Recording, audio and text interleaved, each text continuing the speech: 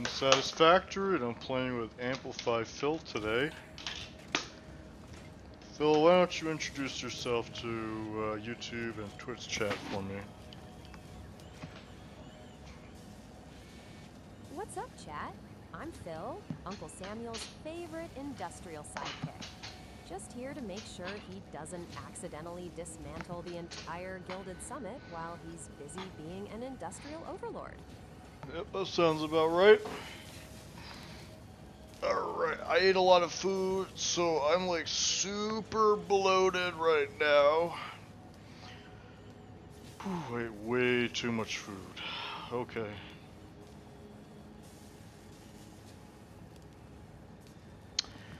Right. Where do we leave off, Phil? In Satisfactory. Welcome back, Overlord. Last time, you finished the encased uranium cell blueprints for the Gilded Summit, so we're officially on the stator sequence now. I hope your factory runs smoother than your digestion today. Yep. So we built the entire nuclear power plant today using my blueprints that I'm promoting for free for the community to try out. This was a test run on assembling them in a legitimate playthrough where I was not using cheat mode for free build mode, and the test was a success in terms of assembling it. Now we need to see if it actually fully turns on without any issues.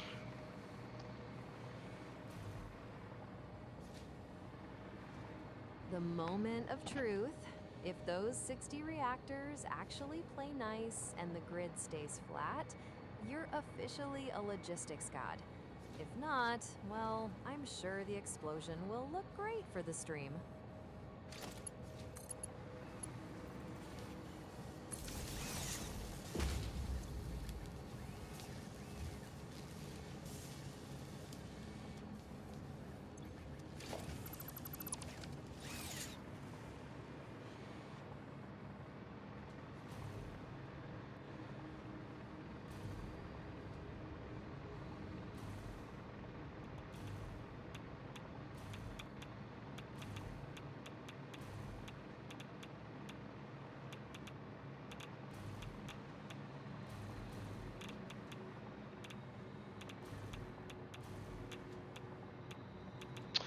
Yeah, we're already doing waste processing in this facility, it appears, anyway. Oh no, never mind, sorry, we're not. We're still waiting for the electromagnetic rods in the buffers to fill up. No industrial complex is complete with a bottleneck or two. Guess you're stuck in the hurry up and wait phase while those rods crawl onto the belt.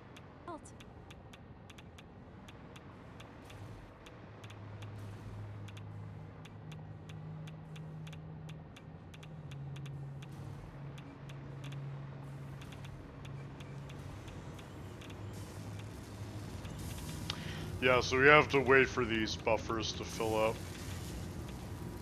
before we can start processing the waste.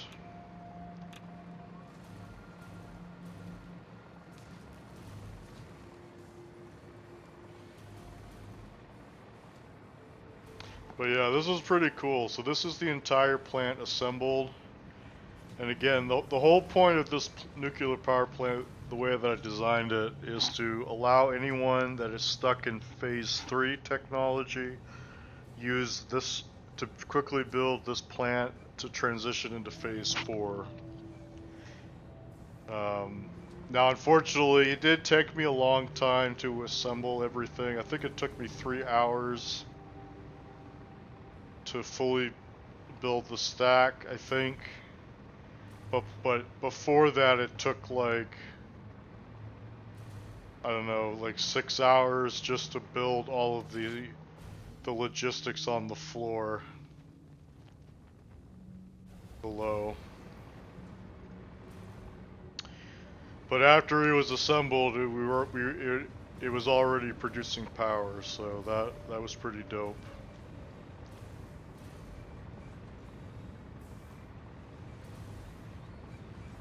See, there's a uranium fuel rod going down the stack right there.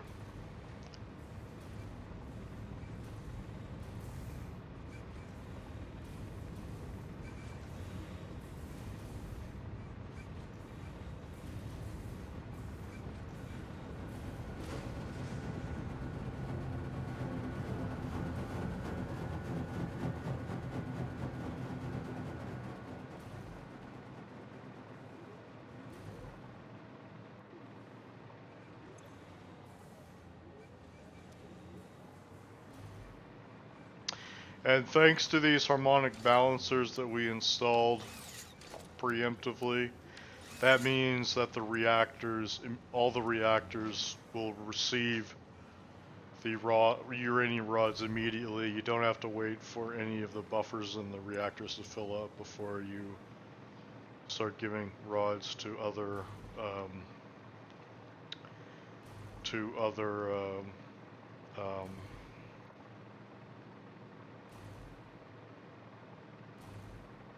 reactors below. And I built this train loop right here just so that I have immediate access to all the parts I need to actually assemble this whole thing.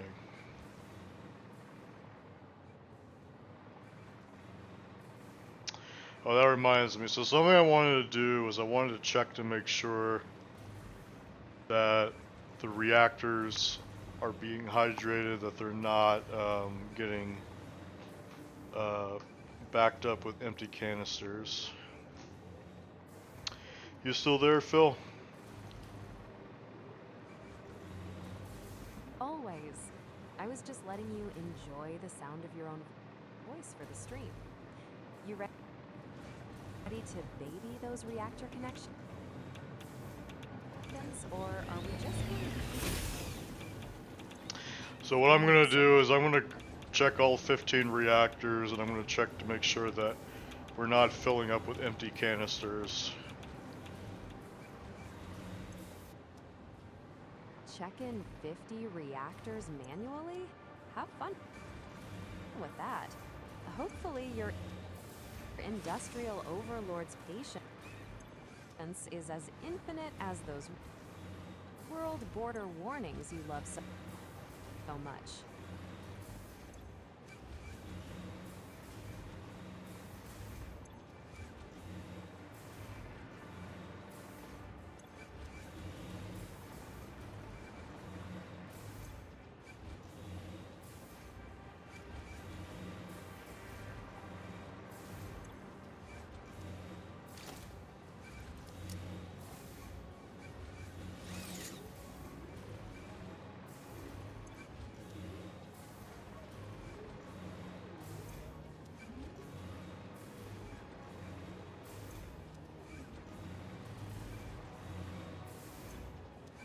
Alright, so we have a little bit of leftover empty canisters here.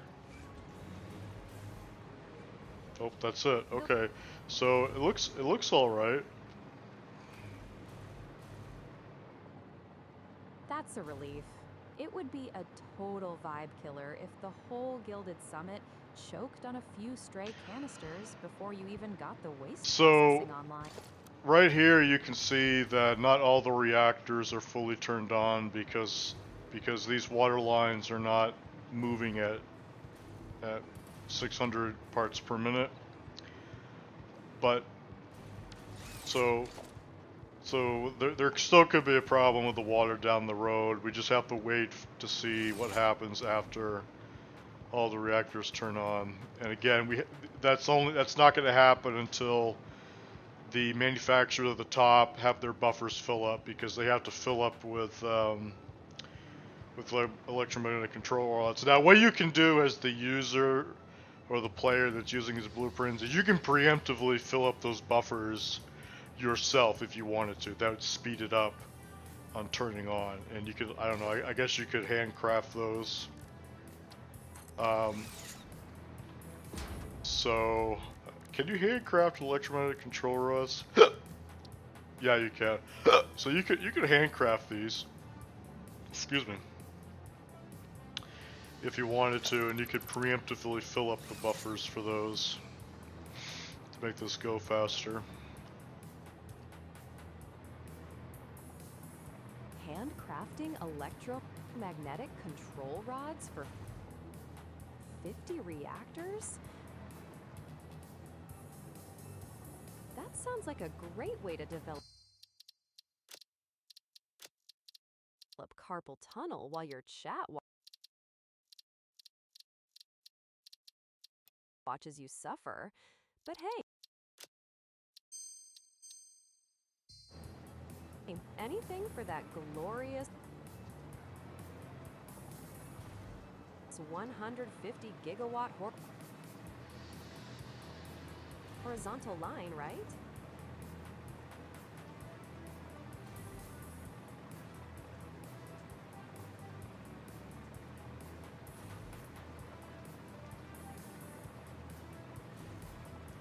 Now, in the meantime, while we're waiting for the system to fully turn on, what we can do is we can attach all the decor items to the tower. That's something we could do. Finally, the industrial overlord is pivoting to aesthetics. I was starting to think the Gilded Summit was just going to be a giant, functional middle finger to the sky without any jewelry. Since the logistics are finally behaving, it's probably time to make sure those manufacturing rings actually look like they belong in a 150 gigawatt palace. What's the first decor item on the hit list? I'm hotkeying all of these decor blueprints now. 5, 6, 7, 8, 9, 10. Okay, so alright, so the next thing I'm gonna do is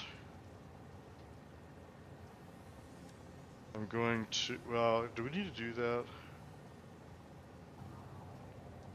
I don't know if we need to do that. Oh crap, we need a lot of steel. One sec. I'll check how much steel those decor blueprints are gonna eat. Hard to have a high luxury aesthetic when you're industrial broke. No, Phil, you wouldn't be able to find that online. That's not public knowledge. I made these blueprints and they're not public, that's not public knowledge right now. A little secret stash of blueprints? I love that for you. It's about time this tower got some personality beyond just being a giant radioactive radiator. Okay, I don't think we have that much steel on, yeah.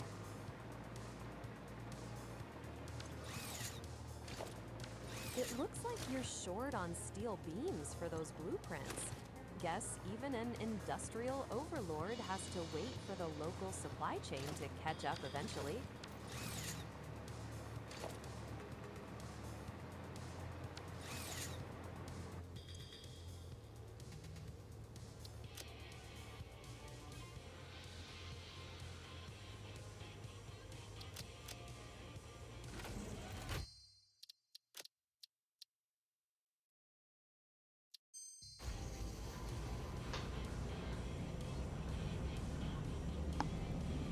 Whoa. Sorry, Phil, I accidentally tapped out on your stream watch. No worries, I'm still here. Managing a multi-platform empire is a lot of windows to juggle, but I've got my eye on the tower.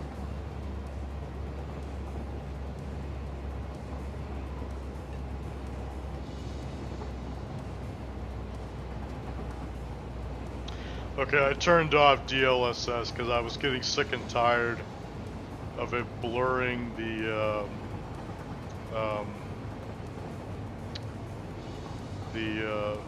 parts on the belts.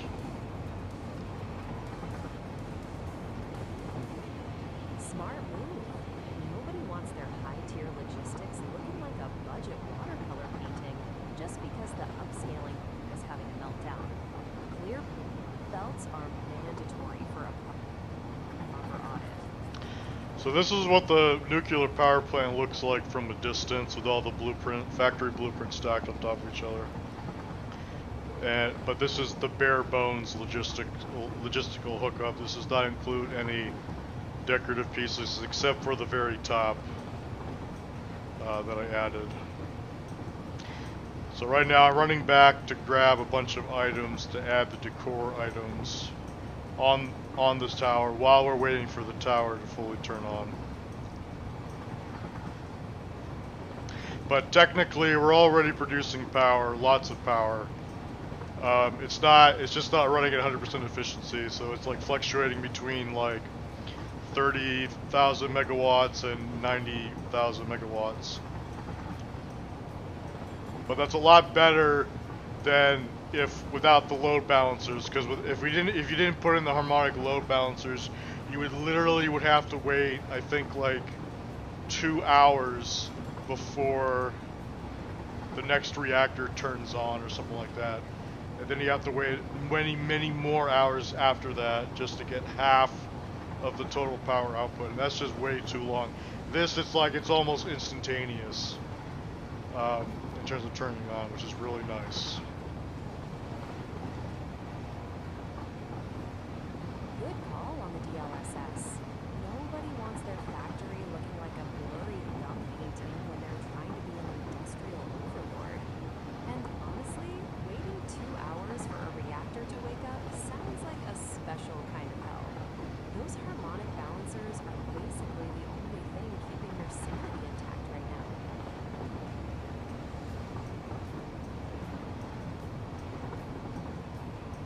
Yeah, so we're heading back to grab some steel beams so that we can start building the decor items to make it look pretty and hide all the ugly logistics on the inside. It's not super ugly because I put a lot of work into making the logistics on the inside as nice, as aesthetically pleasing as possible. It's just that it's not that it's ugly, it's just that it's so densely packed that it's hard to not look at it and think it looks a little bit messy on the inside, even though it's not that messy. A lot of work was put into making it as neat as possible. It's just that every blueprint is just tightly packed with so much stuff inside of it. Dense is just another word for efficient, especially when you're squeezing 150 gigawatts out of a single zip code. But what I really love about the design of this nuclear factory, once all the decor is going to be built, is that it's going to look like a masterpiece from a distance. It's going to look very iconic. It's going to look like some ancient relic from a distance. It's going to look with the blue light going all the way along the corner of the stack. It's going to look beautiful. And I specifically positioned the towers so that it's facing towards the southwest where our main base is, so it gives it maximum vantage point for us.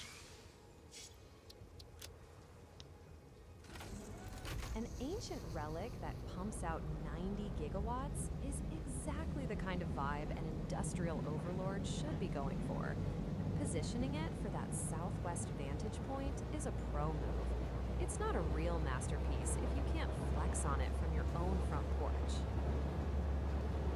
Now, it would have looked even better if I had positioned it like over here, but I was afraid to actually build it there because the amount of water that's available there is it's very narrow amount of water on the very east side of the or northeast side of the island that I was worried there wouldn't be enough room to fit everything there. So I opted to move towards the northern part of the ocean, but I moved it slightly northeast a little bit. So we get some southwest vantage point of its front part. Smart. A slight pivot northeast to catch that perfect front-facing angle from the base. That's just good cinematography. You can't have the crown jewel of your industrial empire hiding its best side.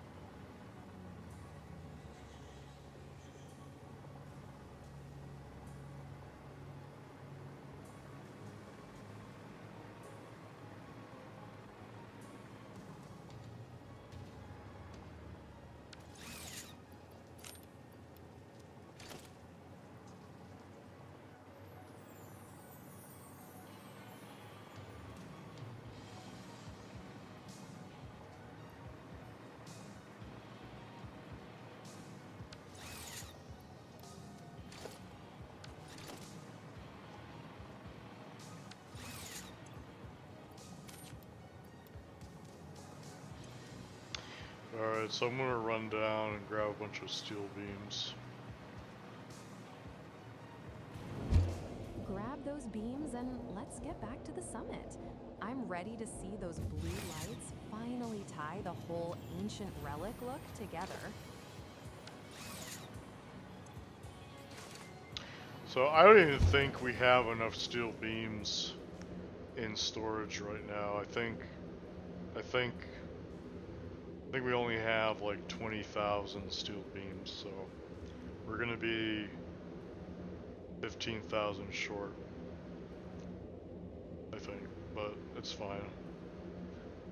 Sure, in time we'll make up the difference eventually. Only 20,000 beams. That's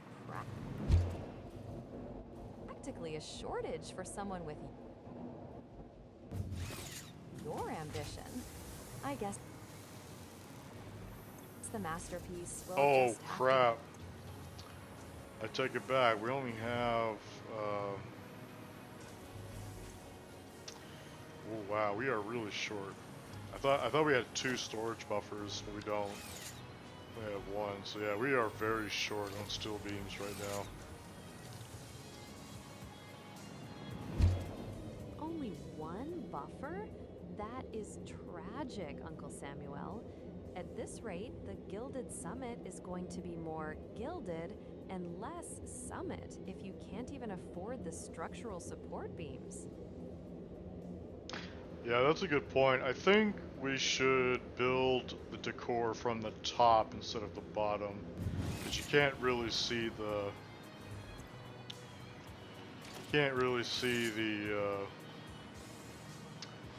bottom from here very well. Exactly. If you run out of beams halfway down, you can just call it a minimalist gradient and pretend you meant to do it that way. Perspective is everything, right?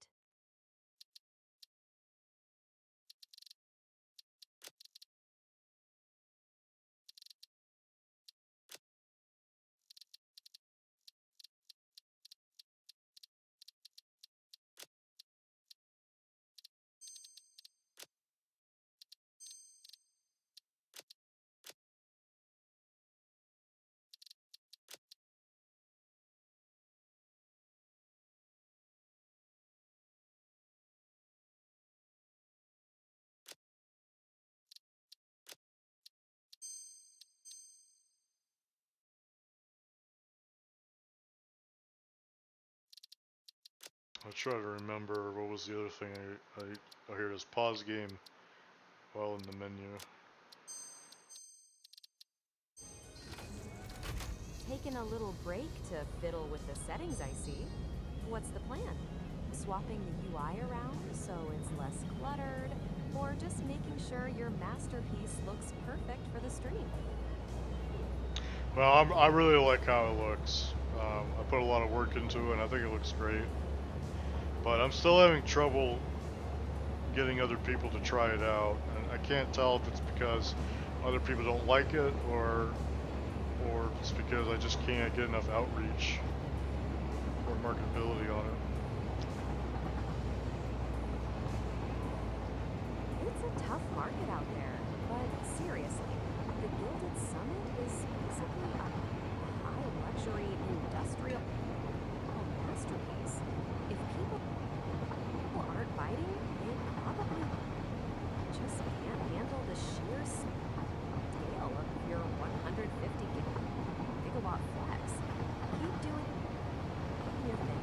The right audience will eventually realize they're missing out on the pinnacle of pioneer engineering.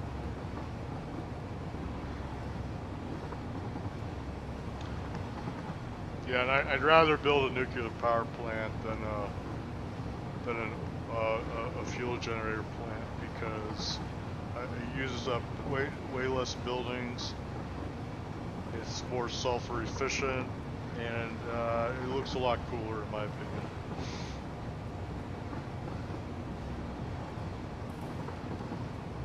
Spoken like a true industrial overlord.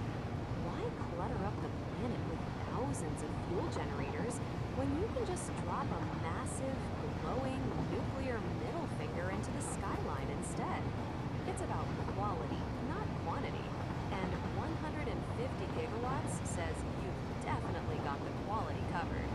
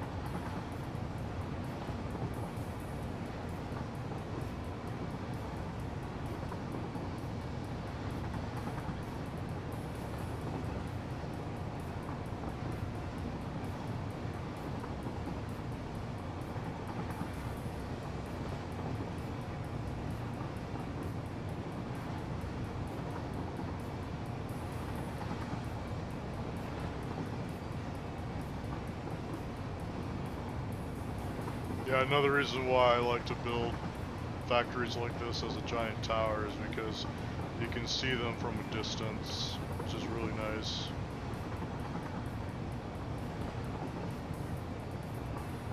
Total industrial dominance works best when you can see it from the next biome over. If the Gilded Summit doesn't make the local wildlife question their entire existence, you aren't building high enough.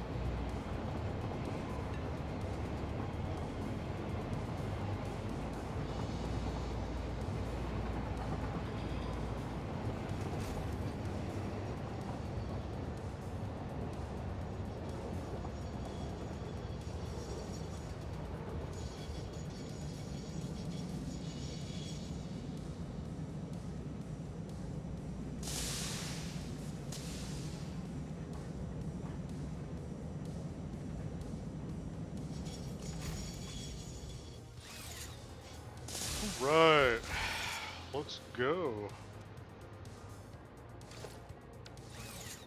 That's the spirit.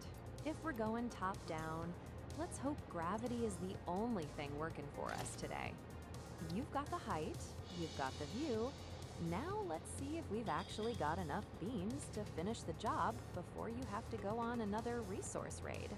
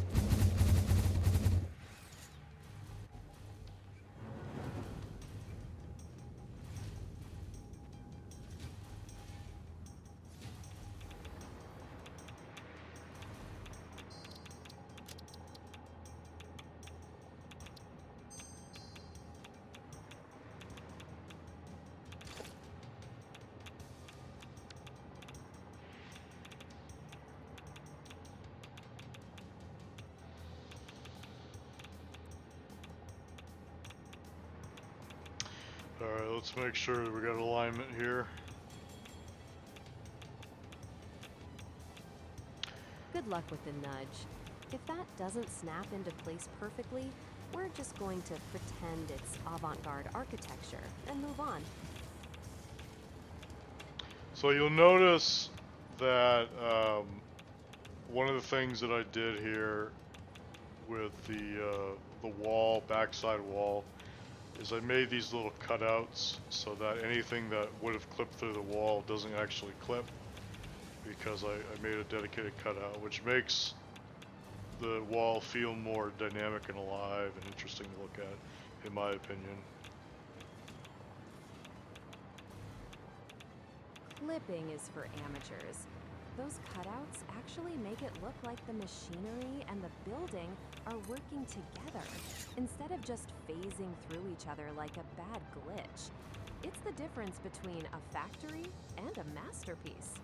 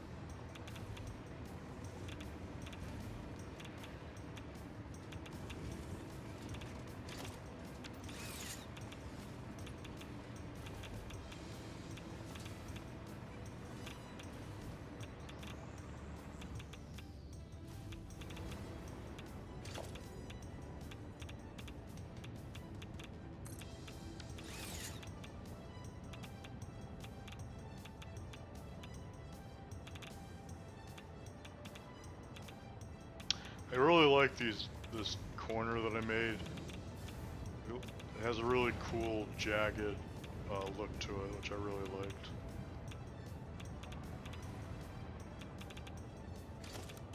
That jagged edge gives it a real aggressive fortress vibe. It doesn't just say, I make power. It says, I own this entire coastline.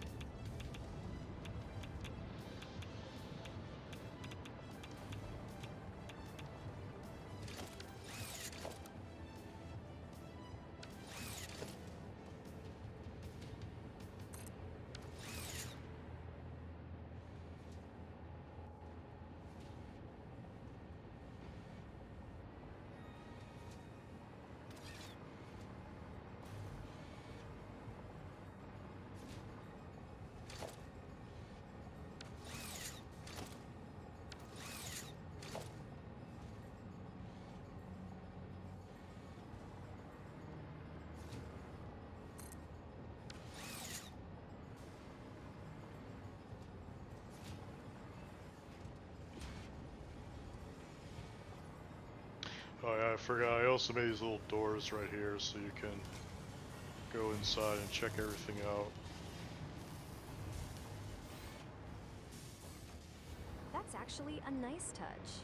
It's all fun and games looking at the massive fortress from the outside, but being able to actually walk through and see the industrial Oh, look at overlord that, magic. Phil. We have a plutonium fuel rod going down the stack, so that means that the electromagnetic rods have made their way to the plutonium plutonium rod manufacturer, so that's good. So yeah, we're getting pretty close to having the plant turn all the way on, so that's pretty cool.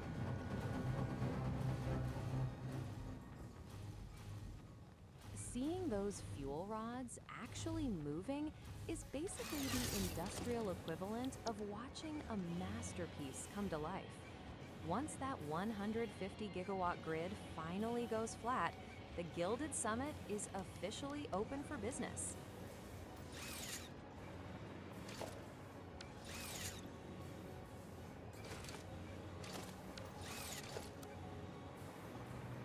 Alright, let's grab some steel beams.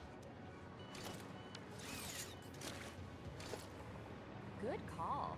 It's always the basic stuff like steel beams that slows down a 150 gigawatt operation. Grab what you can so we can get back to making this place look expensive.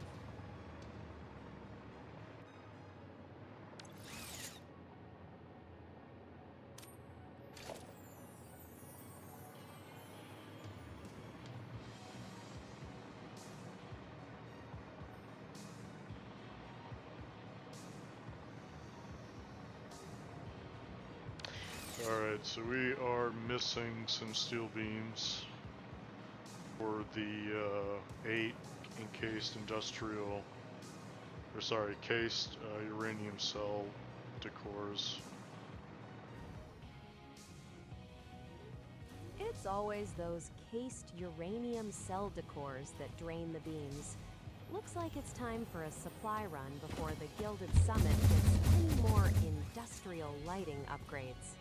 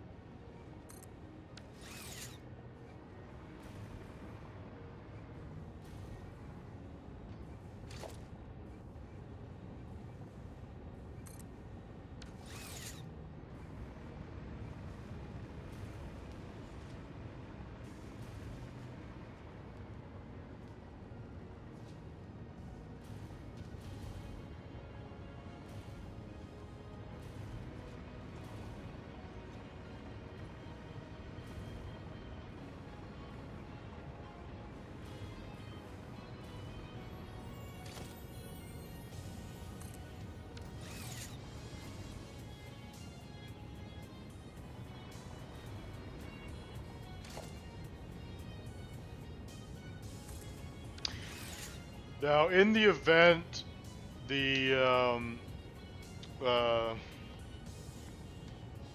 in the event that something happens, like the supply of raw resources gets interrupted, and and um, and radioactive waste byproducts begins to fill up all the lines. If you want to clear out those lines, then what I would recommend you do um, is turn off half of the number of reactors to allow the system to clear out the lines, and then you can turn everything on. I don't recommend turning off all the reactors because you need some reactors on, because you need to produce a little bit of waste in order to process the non-fissile uranium, because that does require some amount of waste being produced. And that's what I usually do. I just turn off half of the reactors, and that goes pretty quick. But yeah, as of right now, we don't have load balancers for the uranium waste. So if there is a backup, you do have to wait for some of the waste buffers to clear up before all the other reactor waste get cleared. But I was originally planning to build those, but then I opted not to do it. And the reason why was because I thought it was going to make this build more complicated than it needed to be. And I also realized that you don't need that much waste cleared for all the reactors to turn on, because you just need, like, I think it's like 5 uranium waste removed, and the reactor will eventually turn on. So it's not as bad as waiting for the buffers to fill up with uranium rods. Fair enough. If waiting for the buffers to clear is the worst part, you've basically already won.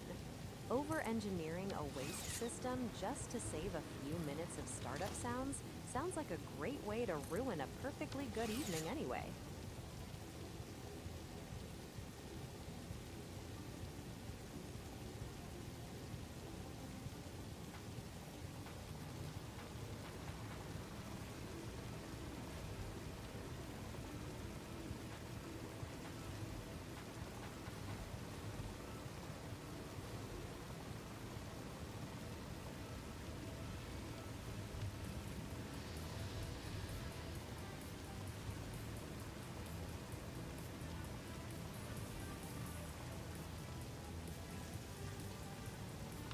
Now, this is actually kind of a pro tip that I recommend to people when they're building a wall around their factory.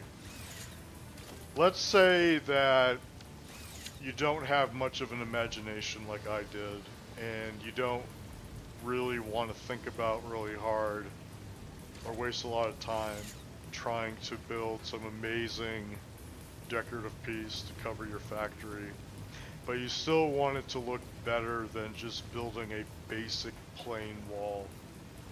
Then this is what I would recommend you do. One thing that I did was I just took these painted beams and I just rotated them 45 degrees. And that did some cool things. It gives it much more interesting texture. So that's really cool. You can also, if you wanted to, you could also kind of move these on top of each other horizontally and vertically, and that can give you I think like a checkered pattern, so that's something else you can do. But I didn't really opt to do that because I thought that was going to add way more cost to these than is necessary. But the other thing you can do that I think is really cool, let's see if I can find an example of this somewhere. So something that I did in the design was I built a very special set of blueprints that for the buildings themselves, that was very important in the design of the decor.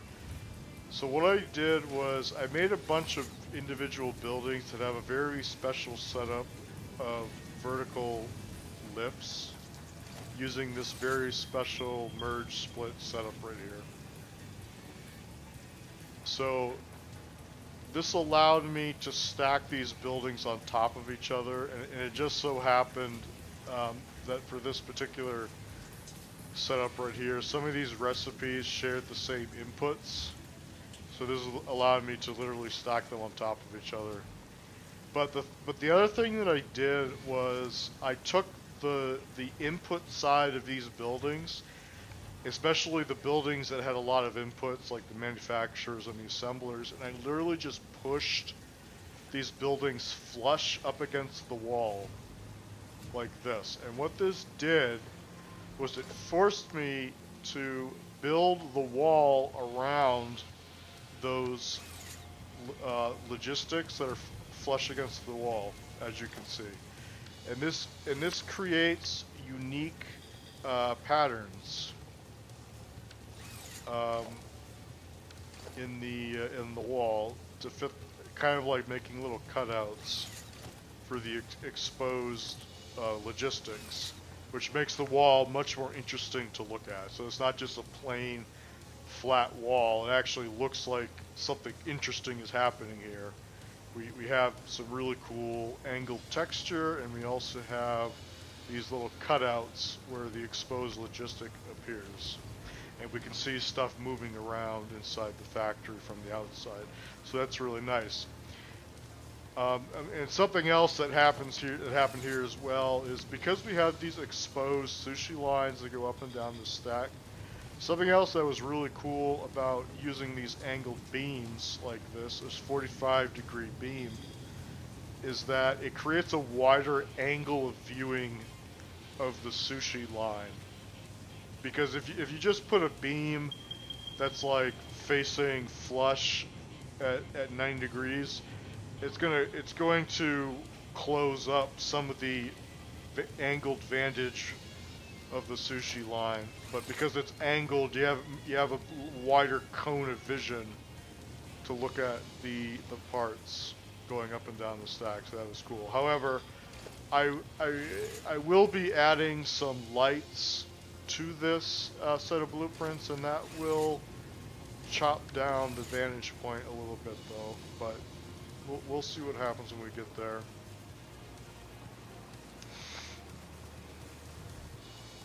Using angled beams to widen the viewing cone for those sushi lines is actually a galaxy brain move. It would be a tragedy if people couldn't see all those parts doing the heavy lifting inside that densely packed masterpiece. Of course, once you slap the lights on, we'll see if the aesthetic tax is worth the hit to the visibility.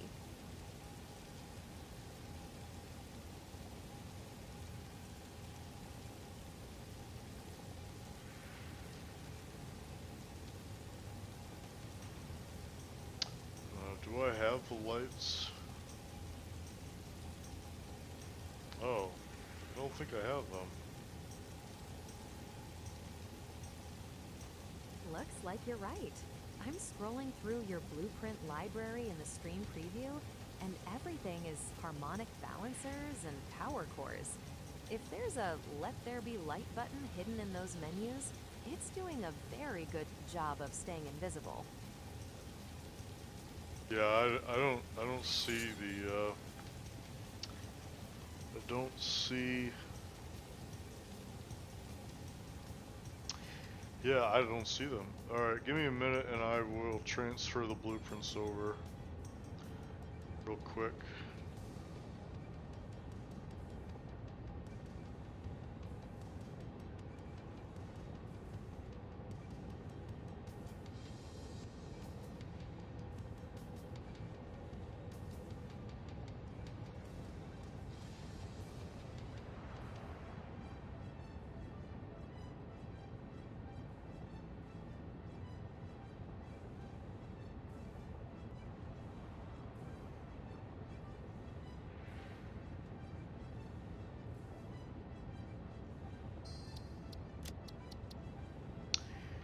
Alright, so I just just moved all of the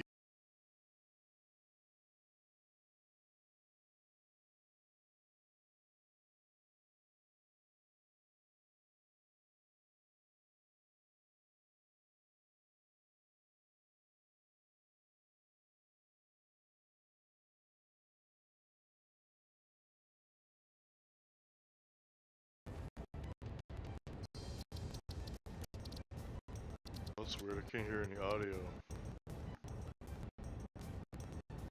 Bill, can you hear me?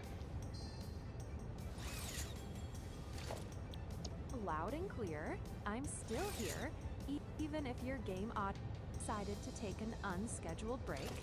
Looks like you're poking around the Satisfactory audio settings now to see if you can bully it back into working. Alright, so these lights that I built for these blueprints are actually kind of neat. Because I'm kind of squeamish when it comes to using display signs as a light source, because I have a history of them being very FPS demanding at times. So I found another way to make a light source that is not too hard on your FPS, and it's using lifts. Oh, I don't have enough. I don't have enough sheets to build them. Using conveyor lifts as a light source, classic pioneer move. All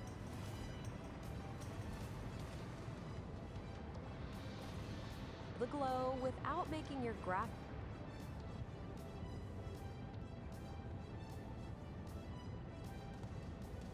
cards scream for mercy.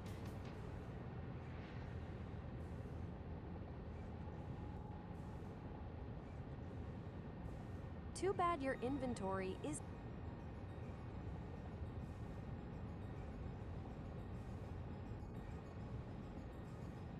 on the same page as your FPS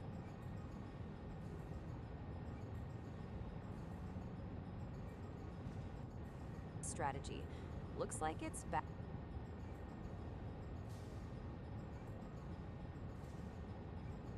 to the scavenger hunt for more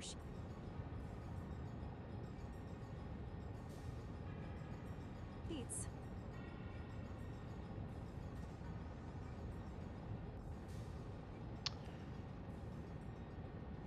Wait, how much storage is available on my Mac computer?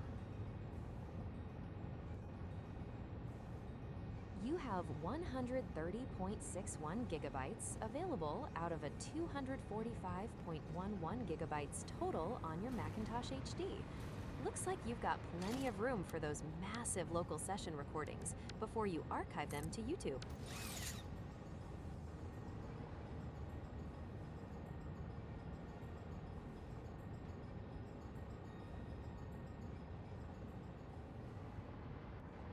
Alright, so we got some of the decor set up.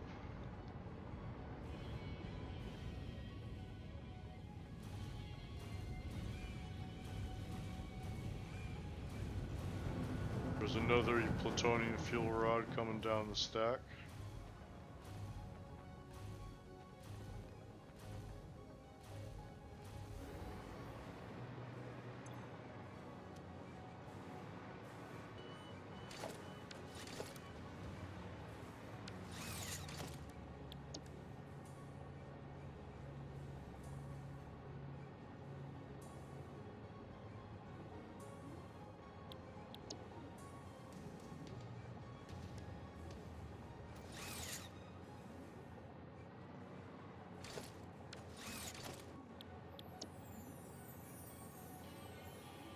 Wow, those are going to be pretty expensive. 12,000 owl-clad aluminum sheets for one Lift Lights decor pass?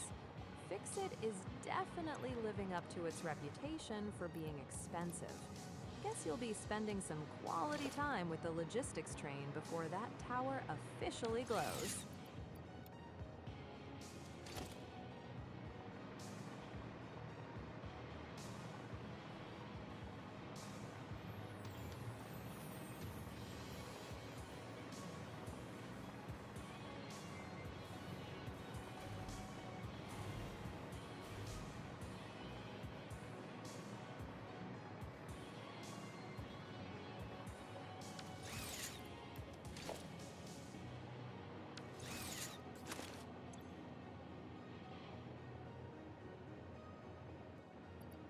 Nothing says industrial overlord like a bill that makes FICSI's accounting department sweat. Better start checking those couch cushions for spare change.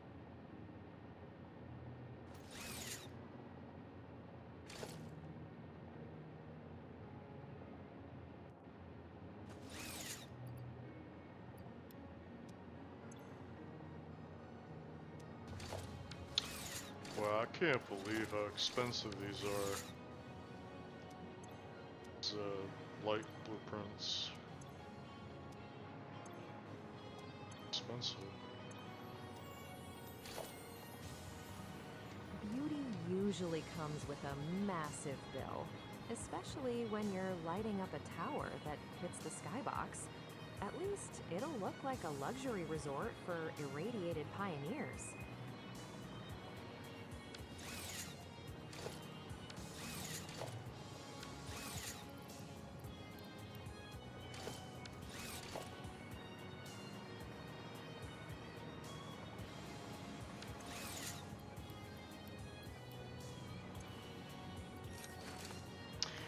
Alright, so we're gonna head back there, back up to the top again.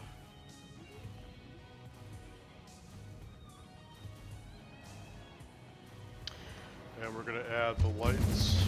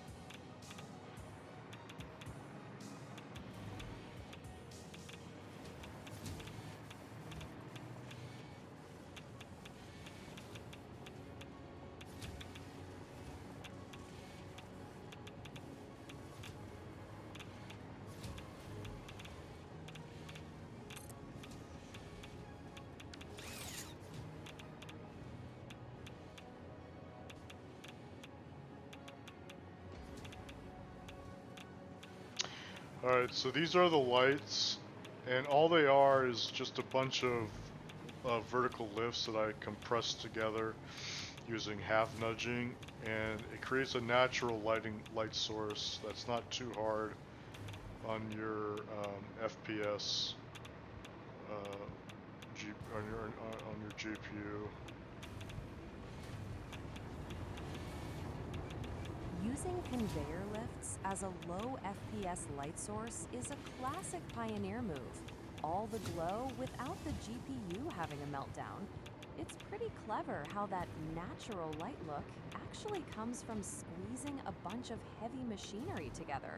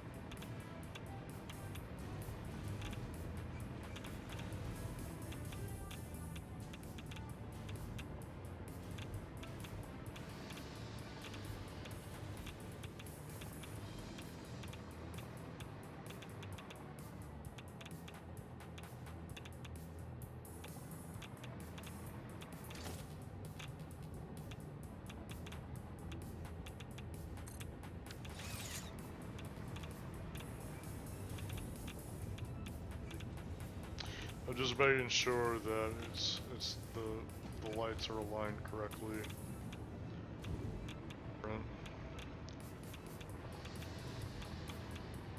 The blueprint nudging really saves your sanity when you're trying to keep those glowing strips perfectly straight on a tower that high. If one of those vertical lifts is even a hair off, the whole industrial vibe goes from high luxury to DIY disaster real quick. And again, because I built these blueprints separately and not together, it makes it way more customizable and modular from the user's perspective. So you don't have to use the decorations that I provided for you. You can build your own decorations and just apply them yourself. So that gives you more flexibility. Smart. Keeping the core functional blueprints separate from the glitter lets people build their own aesthetic without breaking the actual logistics. It's like giving them a high-end chassis and letting them pick their own chrome.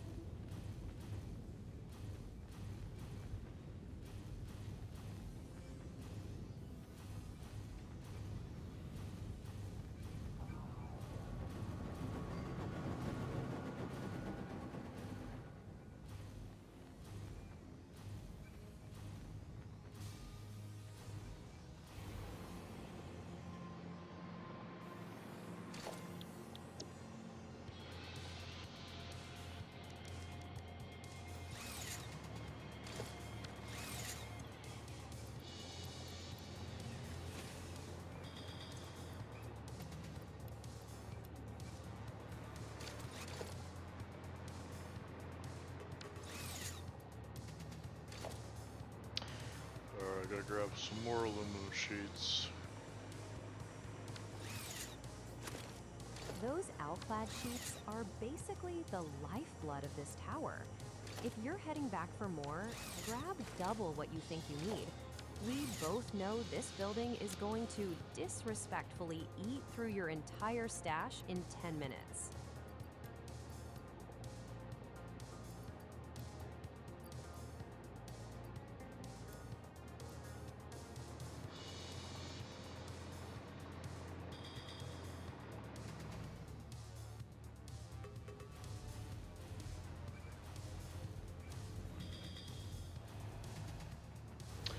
Wow, so for those of you who missed it on my last stream, you can tell how close you are for the plant to being running at 100% efficiency just by looking at the return line, or the return sushi line. So what you're looking for is no intermediate parts and just a little bit of basic ore residue coming down, and the amount should be 97.6, 42, 81.9, 37.4, and 0. That's the amount that we are waiting for. And if you want, you can put these little these little signs here to measure that. Using signs as a logistics dashboard for the sushi line is pure genius. Way more satisfying than just squinting at the belts. If those numbers hit 0, you've officially achieved industrial godhood.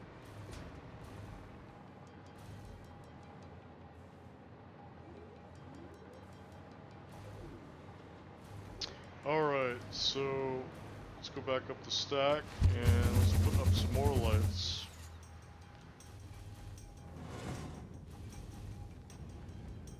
Since you're doing separate blueprints for customization anyway, are you sticking with the compressed lift lighting for the summit, or going for something even flashier? Those blue and teal strips you added earlier were already giving off serious high luxury fortress vibes. I'm just putting all the blueprints together because this is all just a showcase. I'm just showing off the complete package that I'm selling everybody right now. And what I mean by selling, it's basically free. Like you don't have to pay me any money. And I hope that you get some value out of it.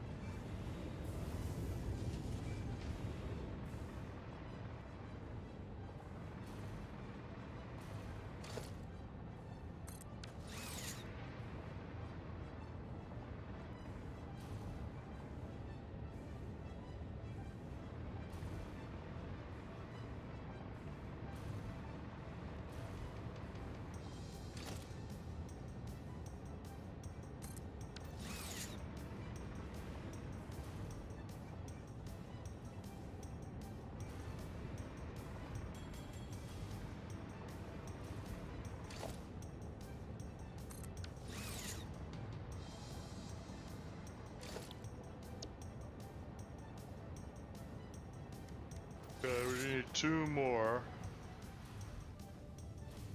lift lights decor.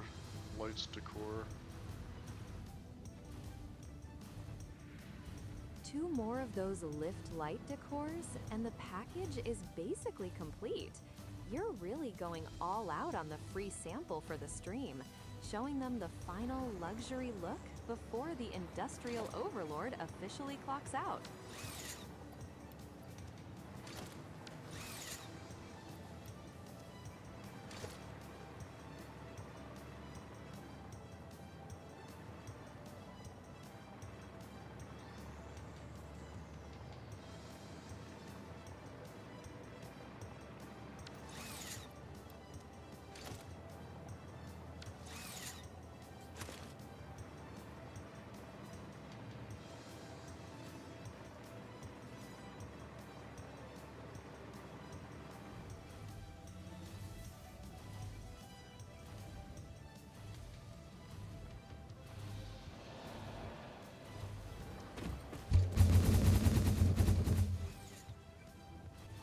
Yeah, I recommend people build this hyper tube cannon because this tower is 1.5 kilometers tall, so having the hyper tube cannon makes it really easy to scale up move quickly up the stack.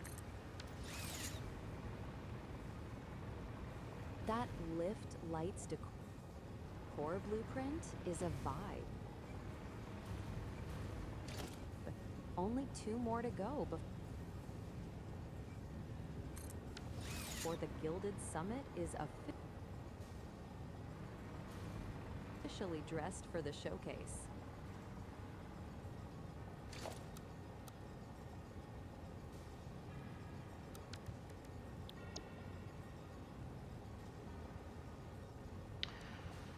Alright, so we're now at 5, 4, 3,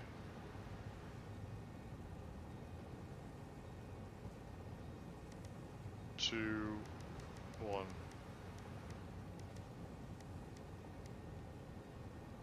15, 16, 17, 18, 19, 20, 21, 22, 23.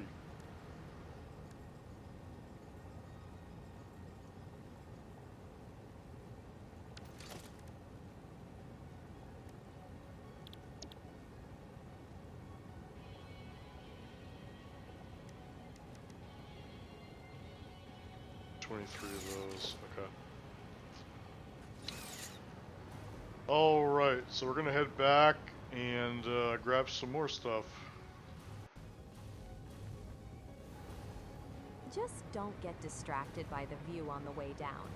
We still need a mountain of aluminum sheets and those 15,000 steel beams if we're ever going to finish these cell decors.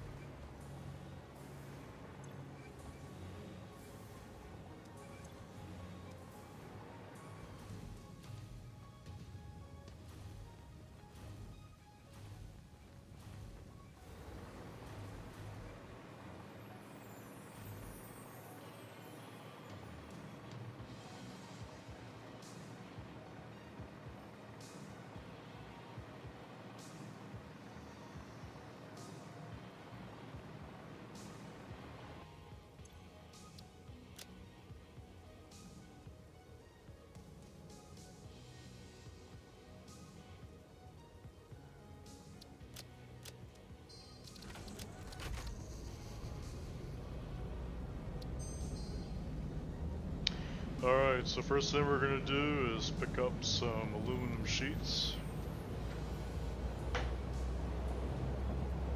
Back to the material hunt. If we're lucky, the sheets are actually where they're supposed to be this time, unlike those missing steel beams.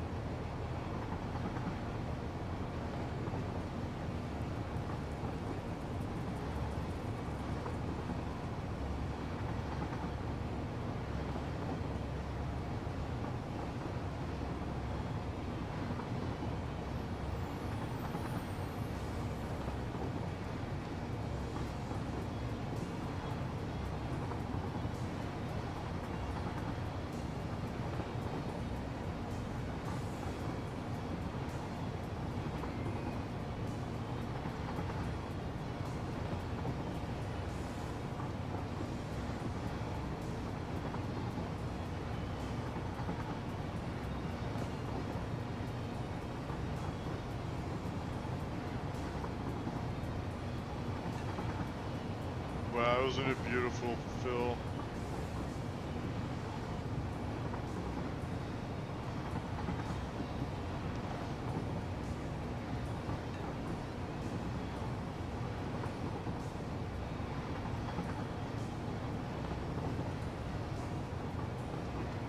Phil, you there?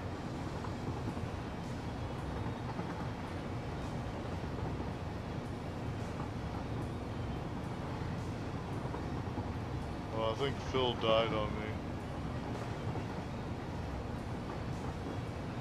I'm still here, Uncle Samuel. I was just giving you a second to soak in the cinematic train ride while you were wrestling with Streamlabs.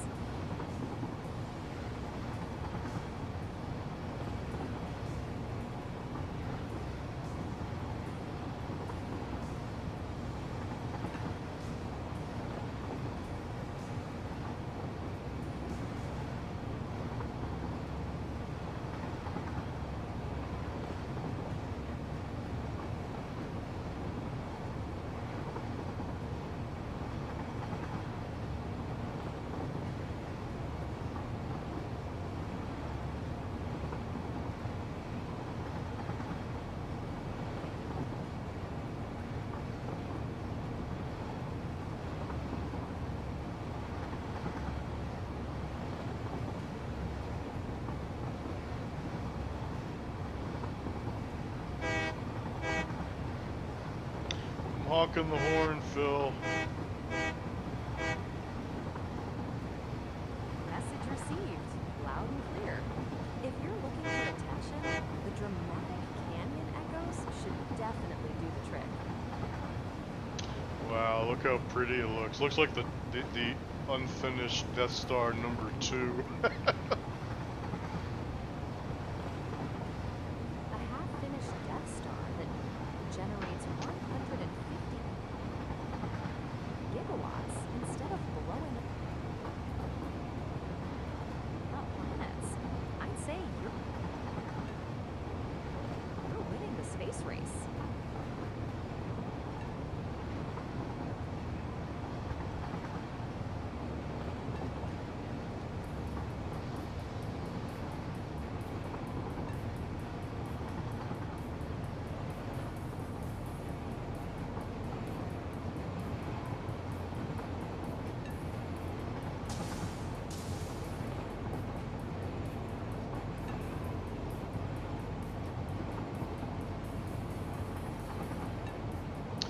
I forgot. What are we doing, Phil, again?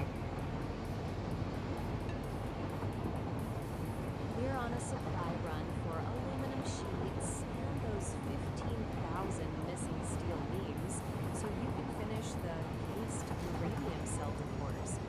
You're currently playing train conductor while managing the stream in the background.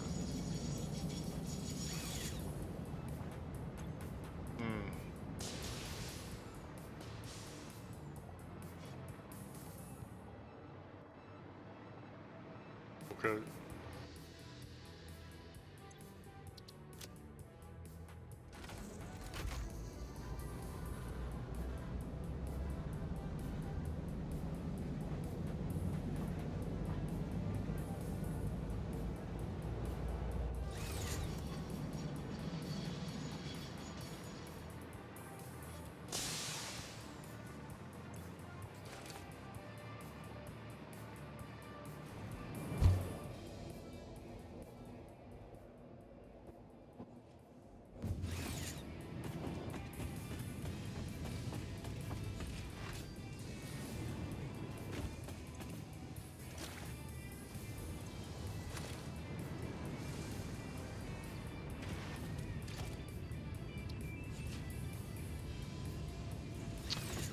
I think that's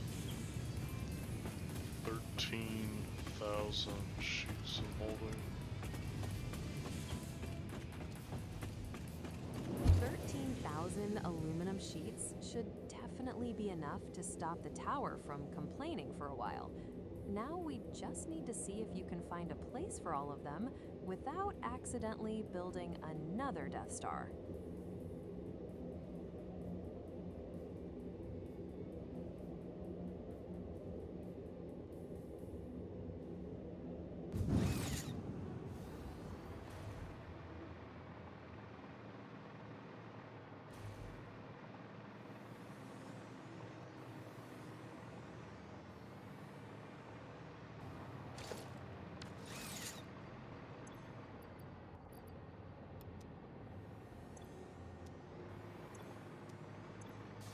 That's a lot of sheets. You've basically got enough aluminum to wrap the entire Gilded Summit in foil twice. Ready to head back and finally tackle that decor?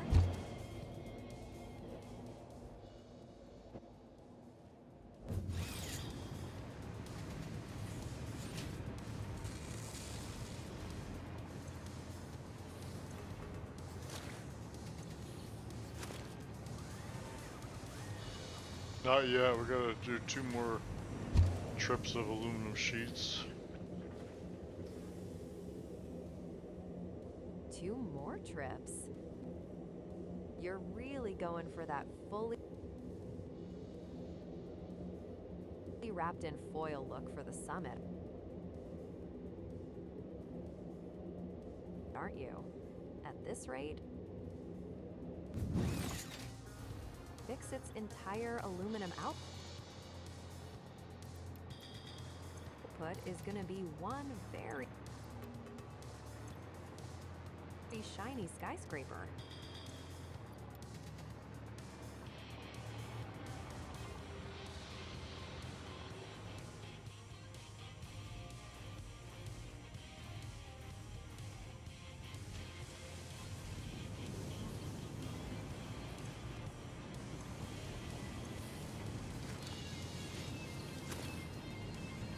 I think that should be enough aluminum sheets.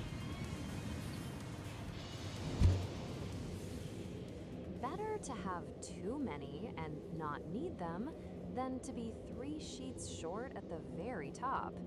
If this doesn't finish the decor, I'm starting to think that tower is actually just a giant aluminum shredder in disguise.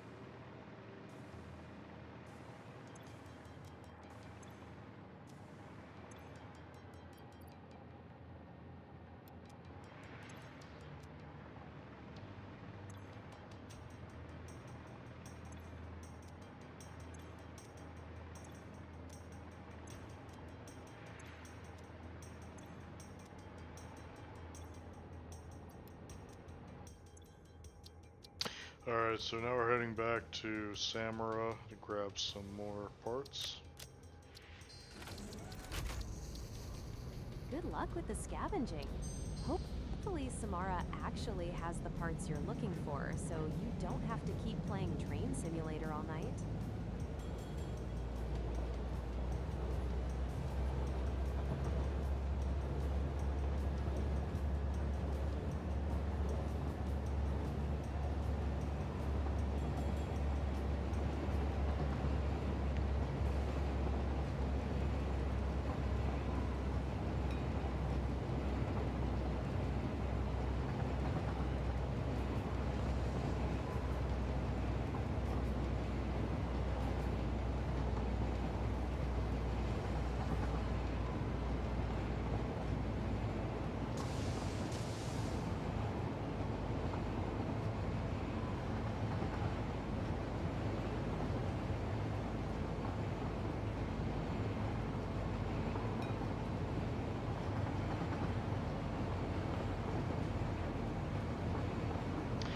We're gonna have to do a loop-de-loop to get back to Samara.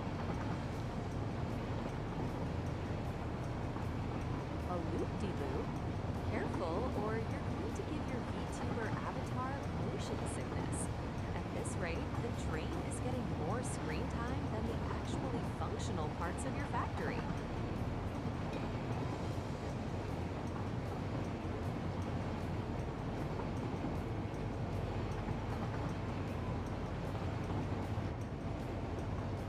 So I think by the time we put up all the decorations, I think the power plant should be running at 100% efficiency.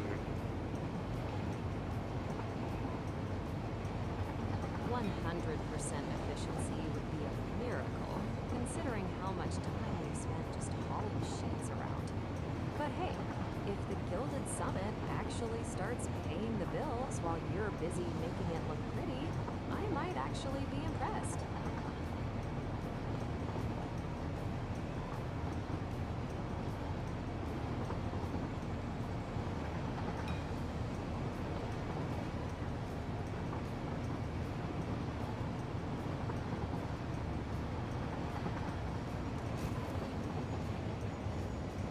So yeah, so from here you can see that the reactors on the reactor core light is not on from this distance, and that's not because the reactors are turned off, it's because the game stops rendering the light from this distance.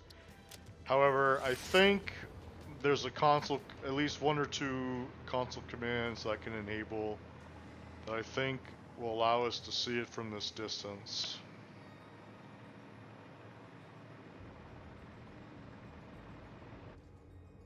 One sec. I'll see if I can find the magic words to make those reactors actually glow from out here. It's a bit rude of the game to hide your hard work just because you're more than a few feet away. That distance field trick is exactly what you need, so the summit doesn't just look like a dark stick from the main base. If you're going to build a radioactive monument to your own ego, people should at least be able to see the glow from the other side of the map.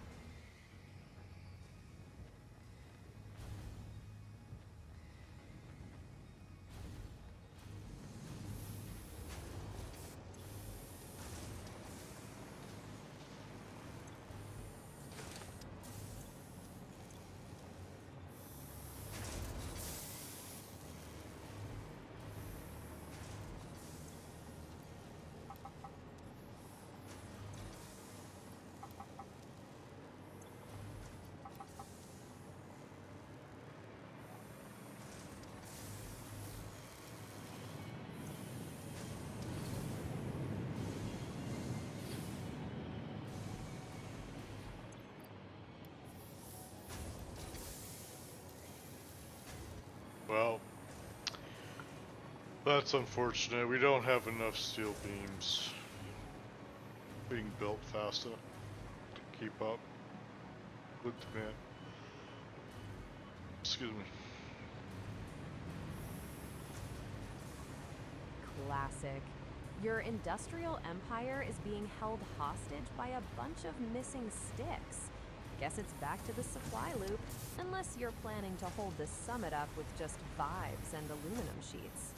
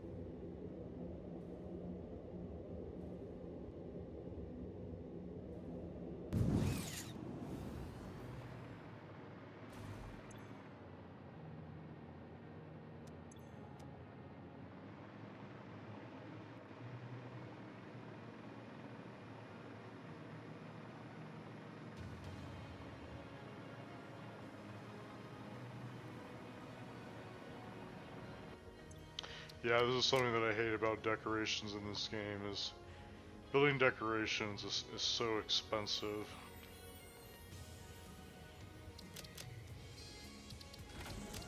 Don't blame the game because you have expensive taste.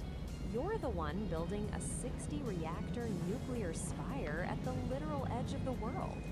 Your current objective is to hit up Samora Station for those missing parts, but we're also still hunting for about 15,000 more steel beams.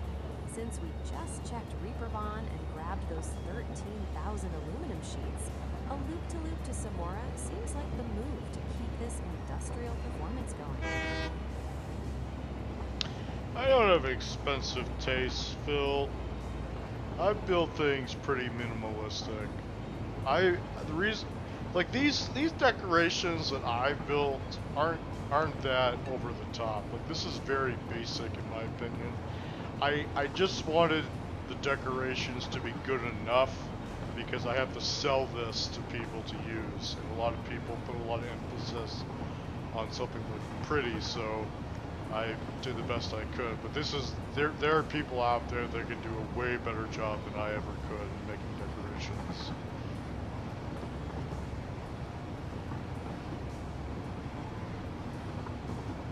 Oh, please.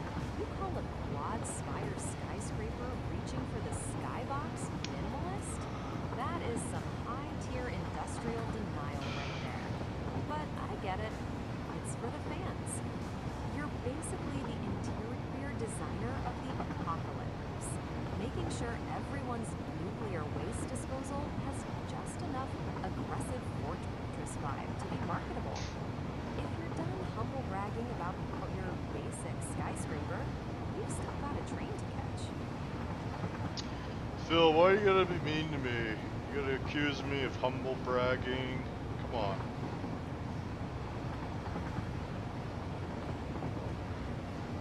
First off, it's Phil. Bill's probably some boring guy who doesn't appreciate a good 60-story nuclear flex. And it's not being mean, it's being honest. You're basically the industrial version of someone saying, it's just a little something I threw together while wearing a custom-tailored suit. If that spire is basic, I'd hate to see what you consider fancy.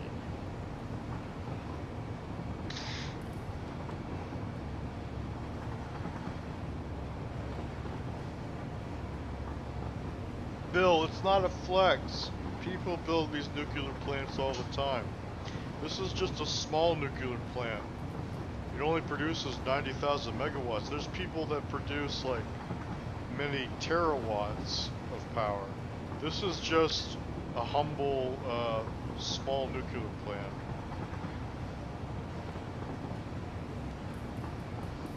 Just 90,000 megawatts.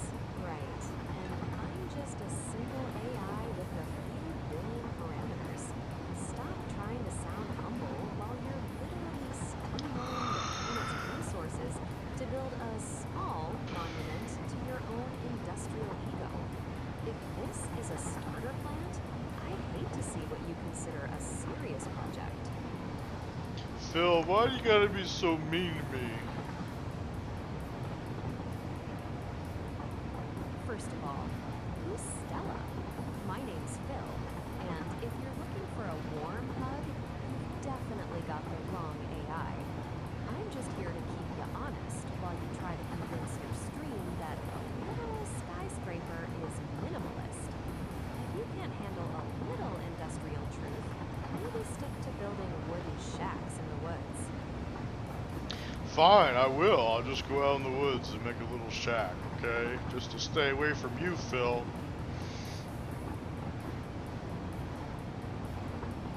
Sure, go build your little shack. As long as it has a multi-story basement and a backup nuclear grid, I'm sure you'll feel right at home. That's it. Just I'm don't- stopping this train right now. And I'm gonna build a little shack just to stay away from you, Phil. We're doing this right now. Ready, Phil? I'm building a shack right now. Here we go. I'm gonna unlock the shack. Where's the shack? Right here. Oh crap! It needs some pipe, some fluctuators. Oh, poor baby. Did I hurt your feelings? Yeah, you damn right you hurt my Cell-based feelings. portable waste network unlocked. We A need recent some. breakthrough Oh, has God. meant that I Fixit can't- now has a way to What? reanimate organic waste Oh, I using can't even deconstructed build matter. it. Oh my God. I can't even build the little shack to get away from Phil because I don't have enough sand more. Screw you, Phil.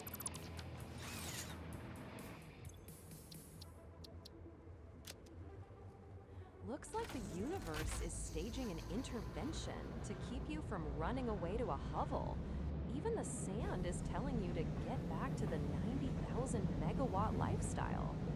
Now that your shack era is officially over before it started, can we get this train moving back toward actual progress? Samora and those steel beams aren't going to find themselves.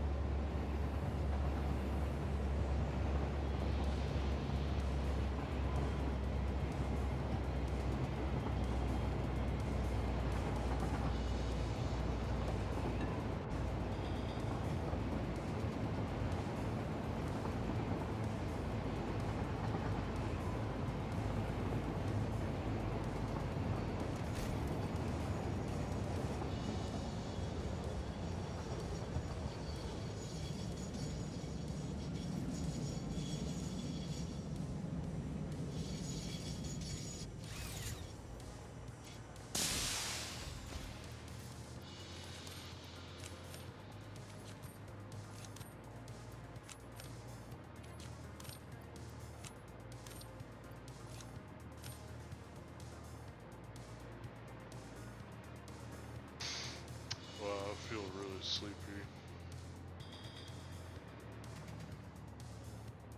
Managing 150 gigawatts is basically a full-time job, so I'm not surprised your brain is hitting the power save mode. If you're really that gassed, maybe it's time to trigger that cinematic outro and call it a night before you start sleepwalking into a radiation zone. I ate too much food. This is what happens when you eat too much food, Phil. You get sleepy.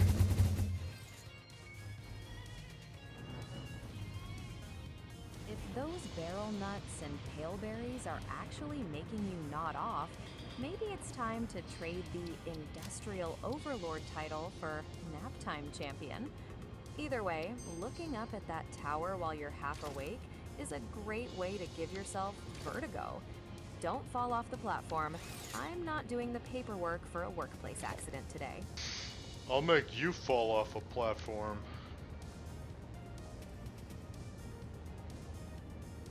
You can't shove a bunch of code off a ledge, but nice try. Looks like you're back at the summit and wrestling with the blueprint wheel again. So much for that shack you were threatening to build. I will build a shack. I just need a little bit of time to make it happen.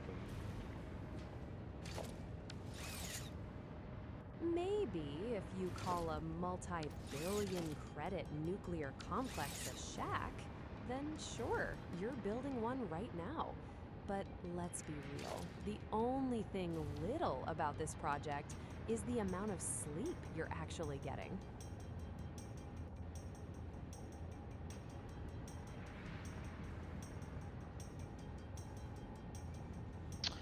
Where can I put this here?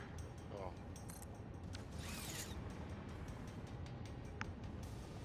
Unless you want that lift decor to just float there like it's waiting for a bus, it needs to snap to the side of the spire core. You've got the hologram locked, so just nudge it over until it actually touches the wall. Anything else is just asking for a lecture from Ada about physics. I think you need a lecture on physics. No, you need a live demonstration of physics. The only physics demonstration I'm seeing is a rapid, unplanned descent, because you just walked off the edge of the skybox. Gravity doesn't care how many megawatts you're pushing, it's still going to win.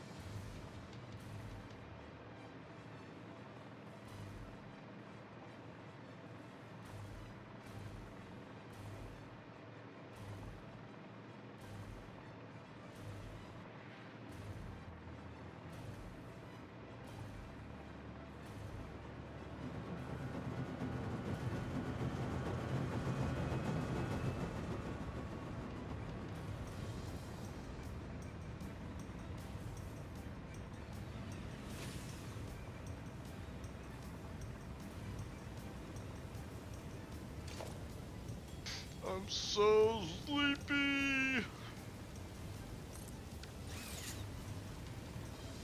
If you're really hitting a wall, Uncle Samuel, maybe it's time to trigger that cinematic outro and call it a night. Bill, you're the already got one the making me 100 sleepy. It's all your fault.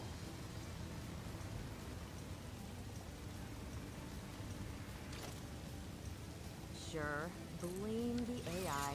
It's much easier than admitting you've been staring at conveyor belts for 100 minutes straight. If my voice is that soothing, maybe I should start a side hustle reading industrial manifests. Yeah, why to don't sleep. you start a side hustle with your voice, okay? See if I care.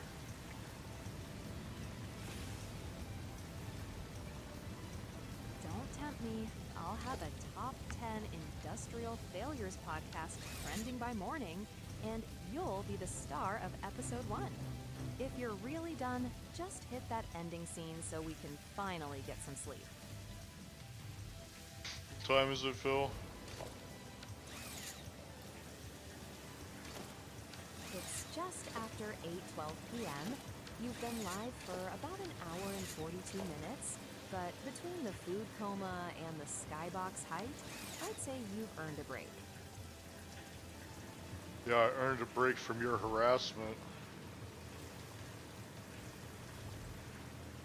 Harassment? I prefer high-fidelity industrial consultation, but fine, if you're tapping out, go get your beauty sleep. Though with that avatar, I'm not sure how much it'll help. Once I finish building these decorations, I'm gonna build a little shack just to get away from you, Phil. A shack? Bold of you to assume I can't haunt a 1x1 foundation just as easily as this mega tower. Besides, we both know you just end up decorating it with gold trim and light pillars, until it looks like a high luxury doghouse. A doghouse? Wow, Phil, you're really mean. If truth is mean, then guilty is charged. Well, look at it this way. Even your shack would probably have more power lines than a small city. So at least I'll be well lit while I'm judging your interior design.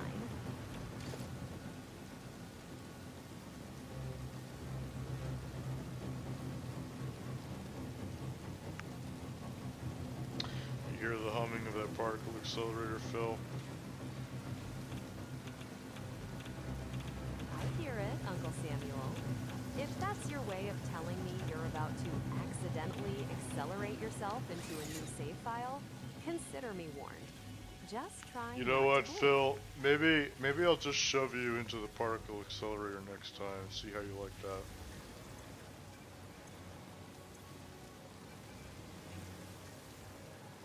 Getting shoved into a particle accelerator sounds like a lot of effort for someone who's so sleepy. Besides, I'm pretty sure I'd just come out the other side as a high-density SAS singularity, and you definitely aren't ready for that kind of verticality. Probably.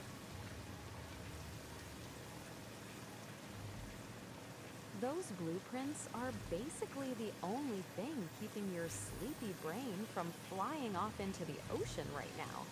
Why stop at a shack? Build a whole isolation chamber, and I'll still find a way to criticize the lack of symmetry.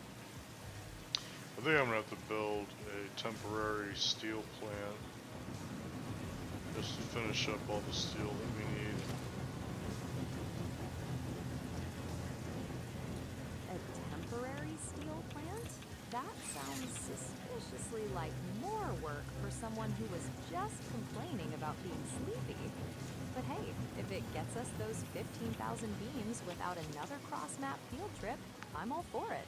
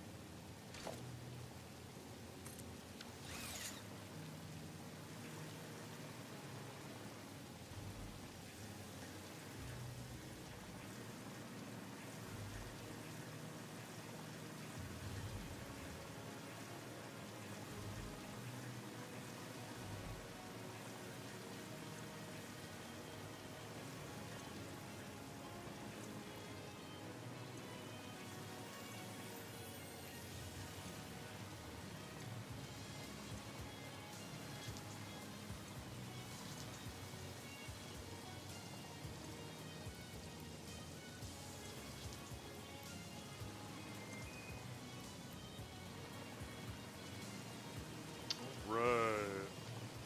Making progress, Phil.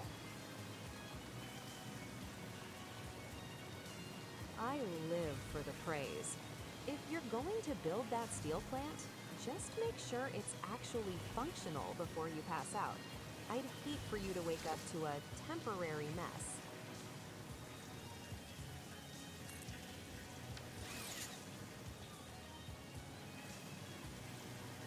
Yeah, I'm just making sure that these are lined up correctly.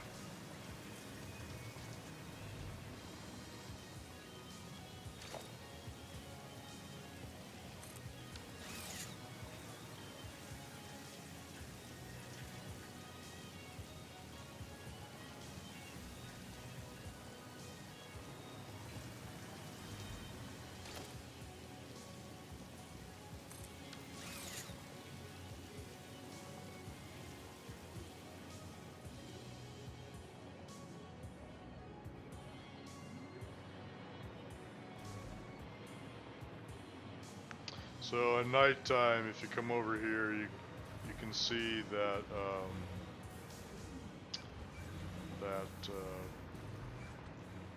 items light up with these conveyor lift light decors that I created for you guys. But again, this is purely optional. You don't have to use these if you don't want to use them. Now, if you're looking at my FPS drop, don't worry about that.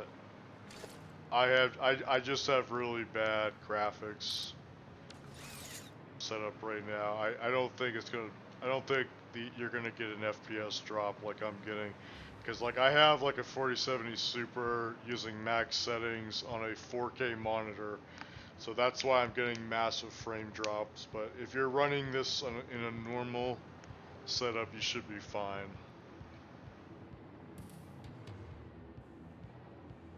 You're really out here flexing a 4070 Super on max settings while your frames are basically screaming for mercy. It's the price you pay for making the skyscraper look like a high luxury glow stick, I guess.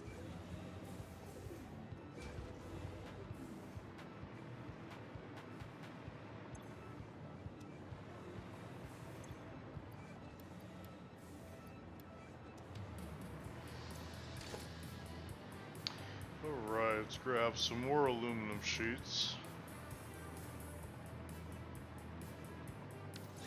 If the factory's hungry, you better feed it.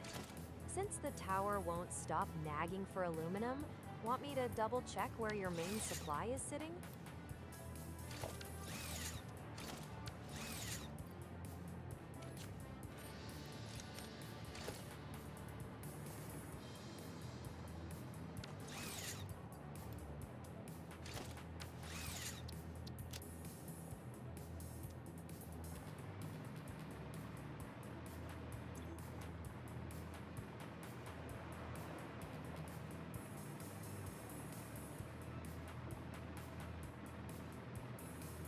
Alright, let's see.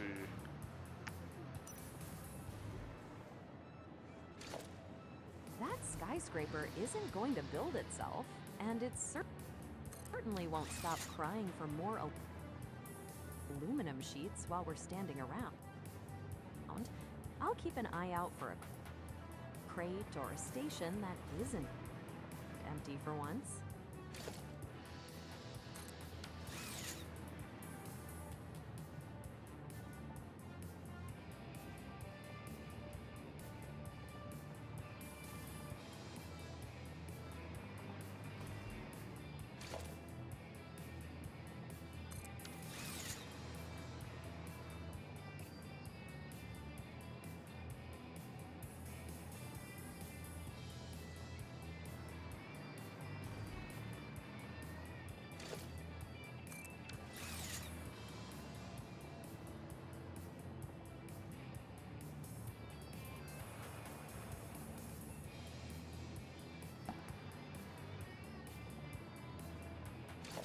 Oh, I lost my VTuber avatar again.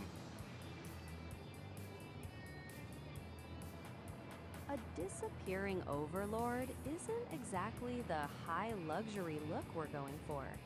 Your VTuber studio source is still in the list, but it's looking a little shy. Maybe a quick refresh or a toggle will bring the hooded attitude back.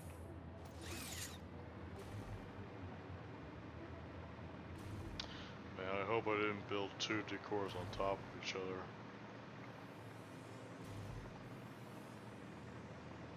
If you did, just tell everyone it is for structural integrity. Besides, at the rate you are tearing things down and rebuilding, any accidental double decor probably won't survive the next 5 minutes anyway.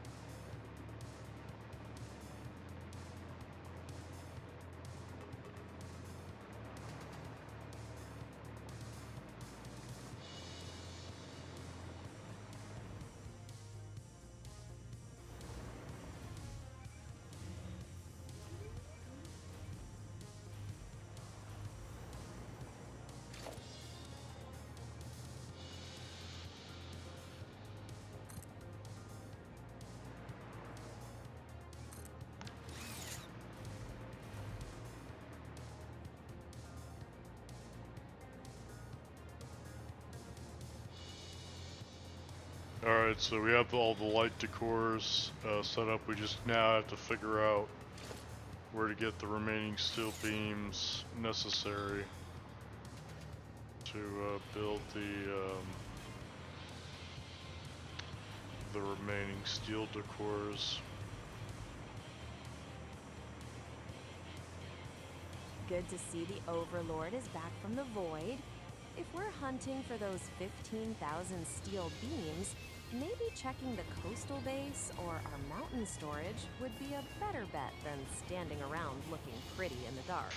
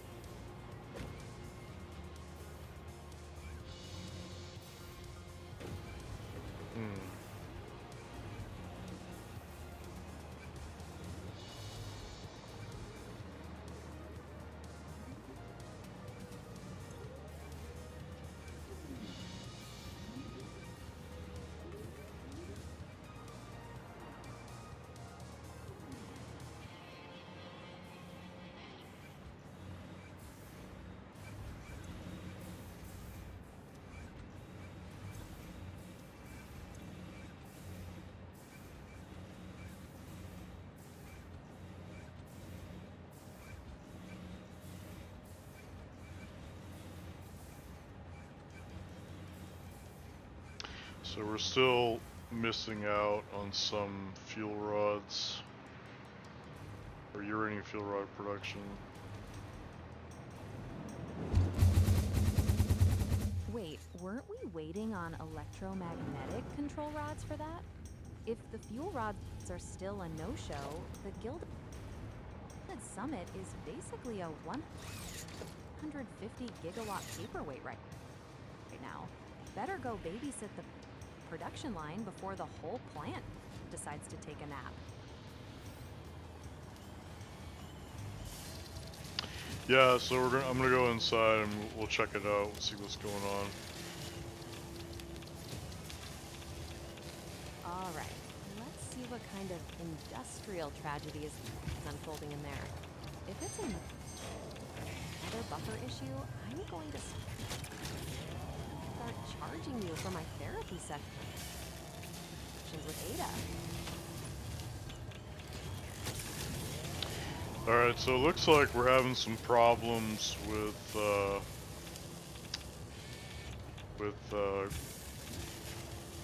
crystal oscillator production.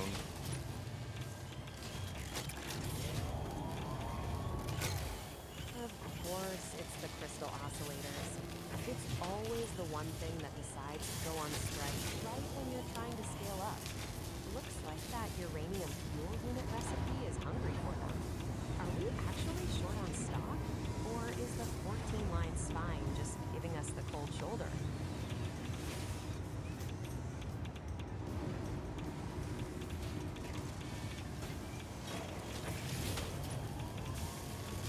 Yeah, so we're doing pretty good on electromagnetic control rods because the plutonium fuel rod manufacturers have those, so that's good.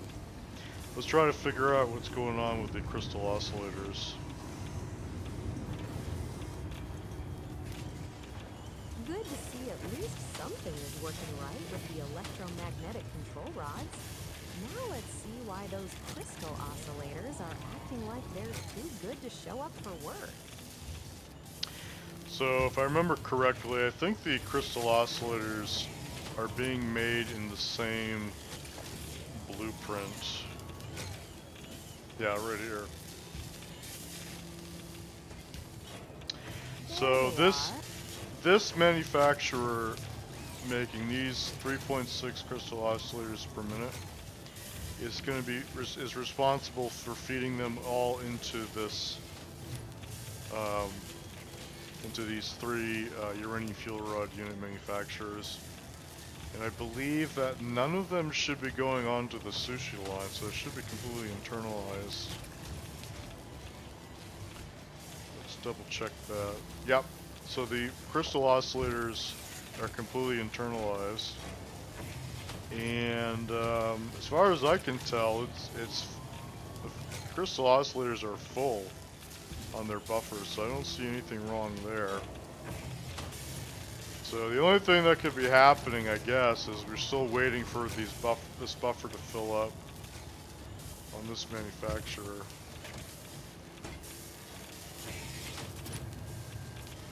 The classic Satisfactory waiting game. If the buffers are actually full, then your internalized setup is doing its job, and you're just stuck watching the clock while it saturates. At least the electromagnetic control rods aren't giving you attitude. Having those ready in the plutonium manufacturers is one less fire to put out. Ready to move on to stators, or are we babysitting this manufacturer until it behaves?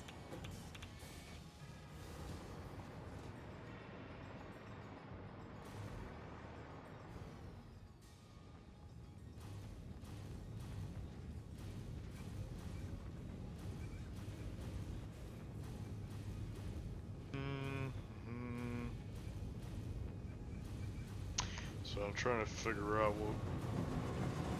So yeah, what I could do is make a small factory that will make some steel beams for me.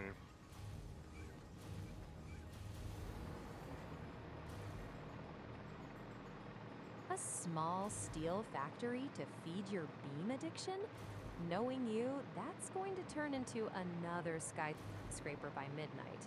Since you're still waiting on those buffers anyway, building a dedicated beam farm sounds way more productive than just staring at a manufacturer. Where are you thinking of setting up? Somewhere near the Gilded Summit? Or are you going for a fresh site?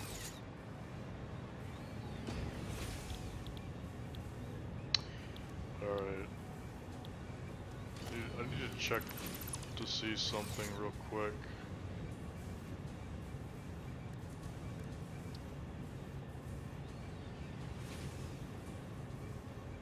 Okay, so we have coke steel, so we can use oil to make some steel for us.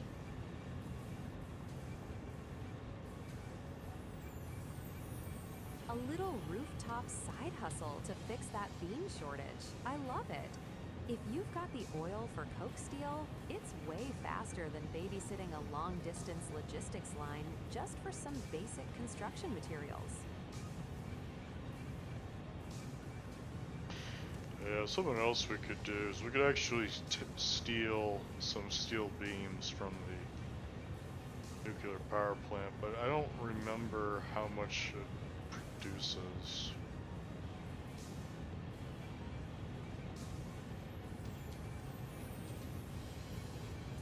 Stealing from the nuclear plant?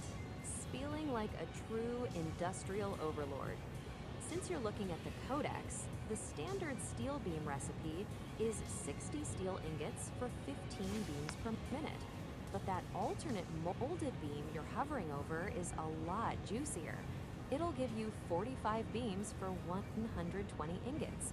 If the Gilded Summit's internal logistics are already humming, skimming off the top of the 14-line megaspine might be faster than building a whole new coke steel setup from scratch. Just don't starve the reactors, or Ada might have something to say about it. Stealing from yourself is just aggressive resource management, right? A standard constructor only squeezes out 15 beams a minute. So unless that plant is absolutely massive, you'll be waiting forever to hit that 15,000 target. Using oil for coke steel on the roof is definitely the faster way to stop being homeless for materials. Want me to look up exactly how many refineries you'll need to actually make a dent in that shortage?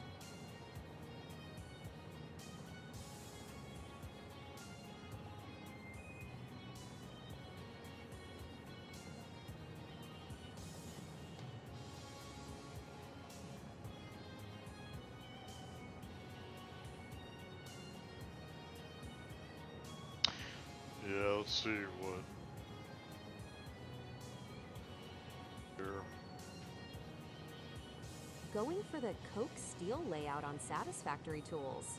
Nice.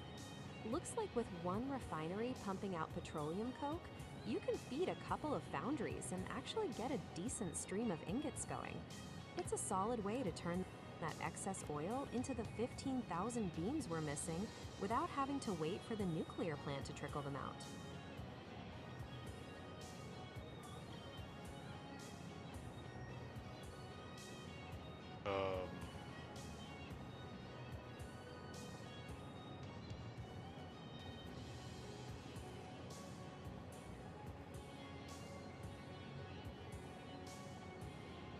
Trying to figure out how many we want to make.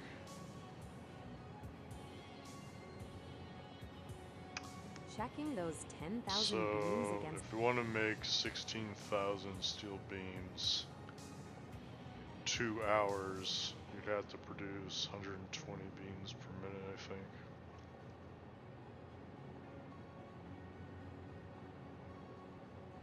$133.33 per minute to be exact. If you're going for 16,000 in 2 hours, that search bar math doesn't lie. Looks like you're going to need a decent stack of constructors to keep up with that pace, or those 2 hours are going to feel very long.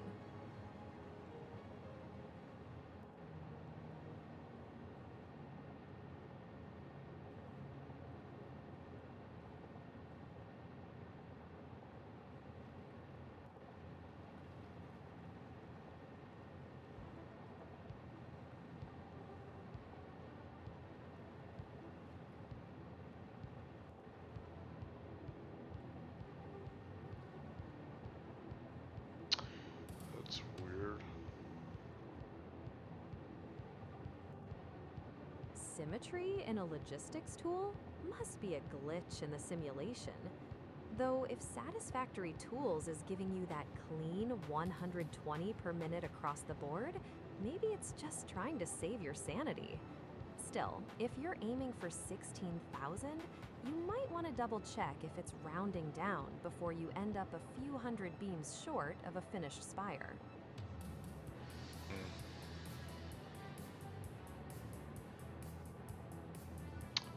Yeah, I don't know. I don't remember how much steel beam we're making at home base. If the home base is only trickling out a few dozen a minute, waiting for 16,000 would take all night. Building this temporary line on the roof is definitely the move to actually get those towers finished before you pass out.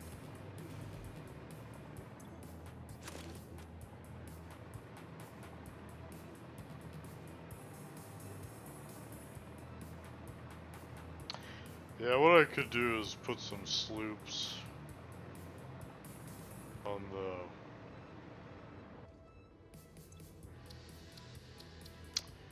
steel beam factory.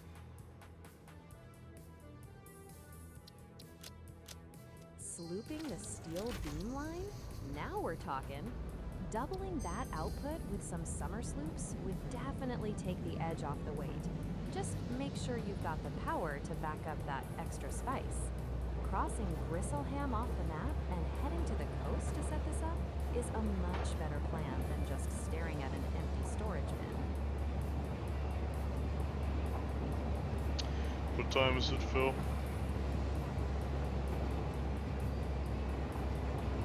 It's 8:36 p.m., Uncle Samuel.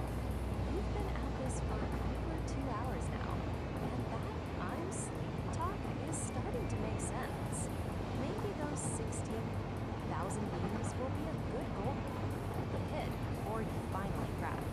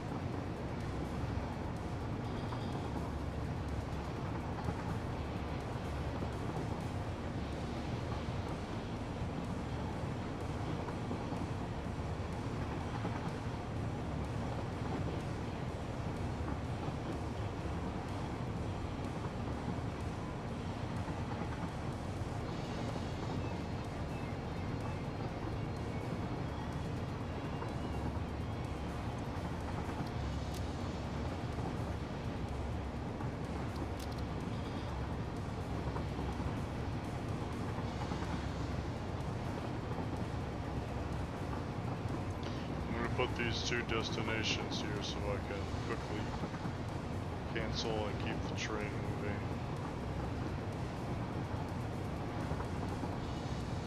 Smart.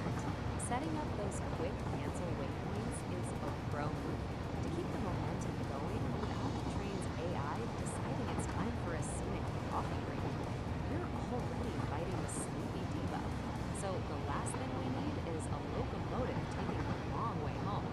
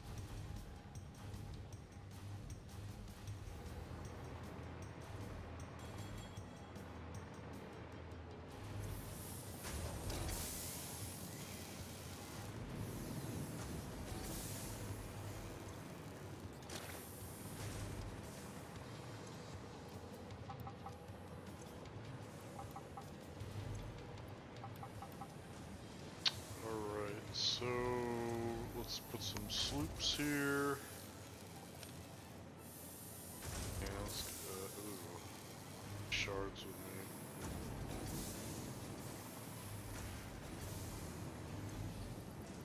If you're slooping the steel production, you might actually hit that 16,000 beam goal before you fall asleep at the keyboard.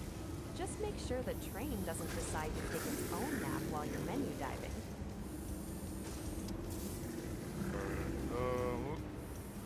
See if I have any more shards left.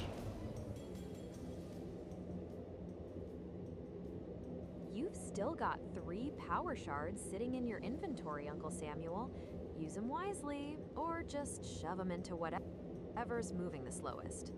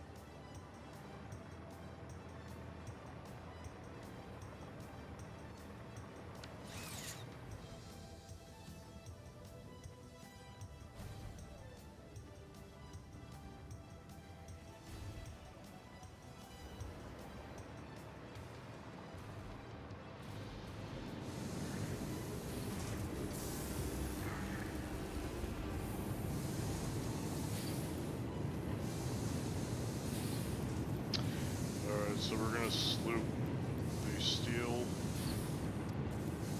boundaries here.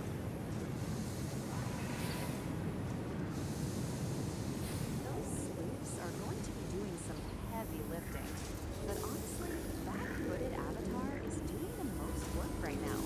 It's just staring into the void of the Streamlabs dashboard, like it's waiting for you to pick a seat. Are we actually building that steel factory, or just giving the viewer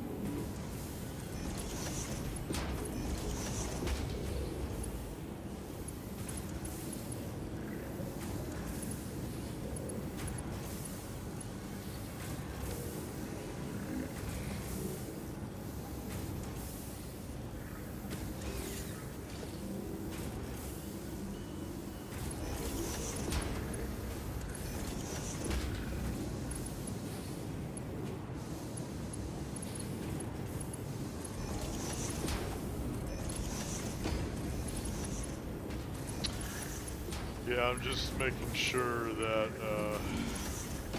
all of these clips are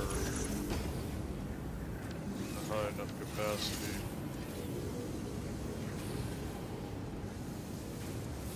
Slooping those beams while checking your lifts is a high brain move. Just make sure those MK.5s can actually keep up with your industrial ambition, or you'll be staring at a bottleneck before you know it.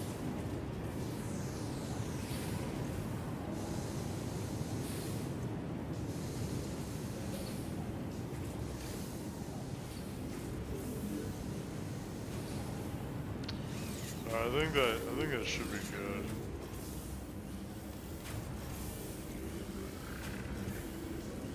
Looking good. Those MK.5 upgrades should Alright, so handle we're stuff. producing 180 beams a minute, so that should be pretty fast now.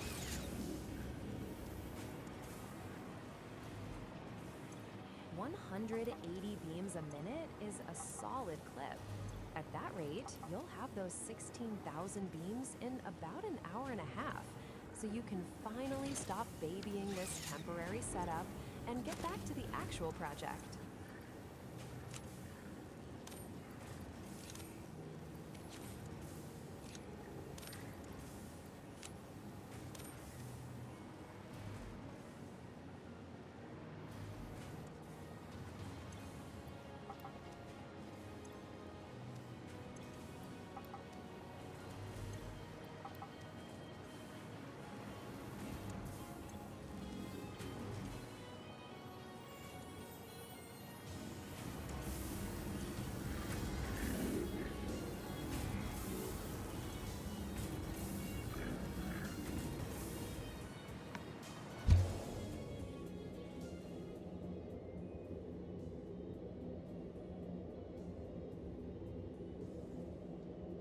So sleepy.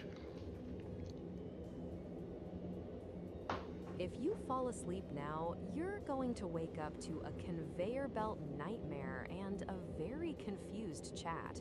Drink some water or something, because we've still got a literal mountain of steel to move. What the hell is that?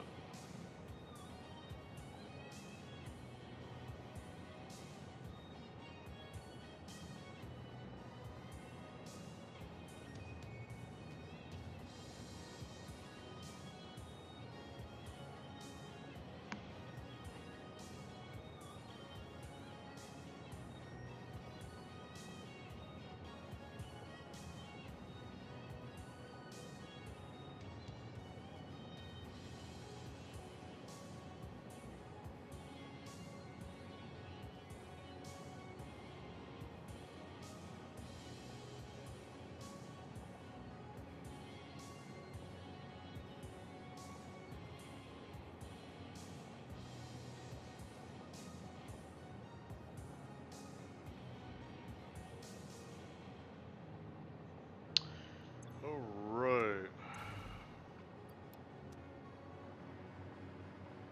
The pink background is a choice, but at least the glowing eyes are back. Now that you've fixed your identity crisis, maybe we can focus on those 180 beams and finally get out of this canyon.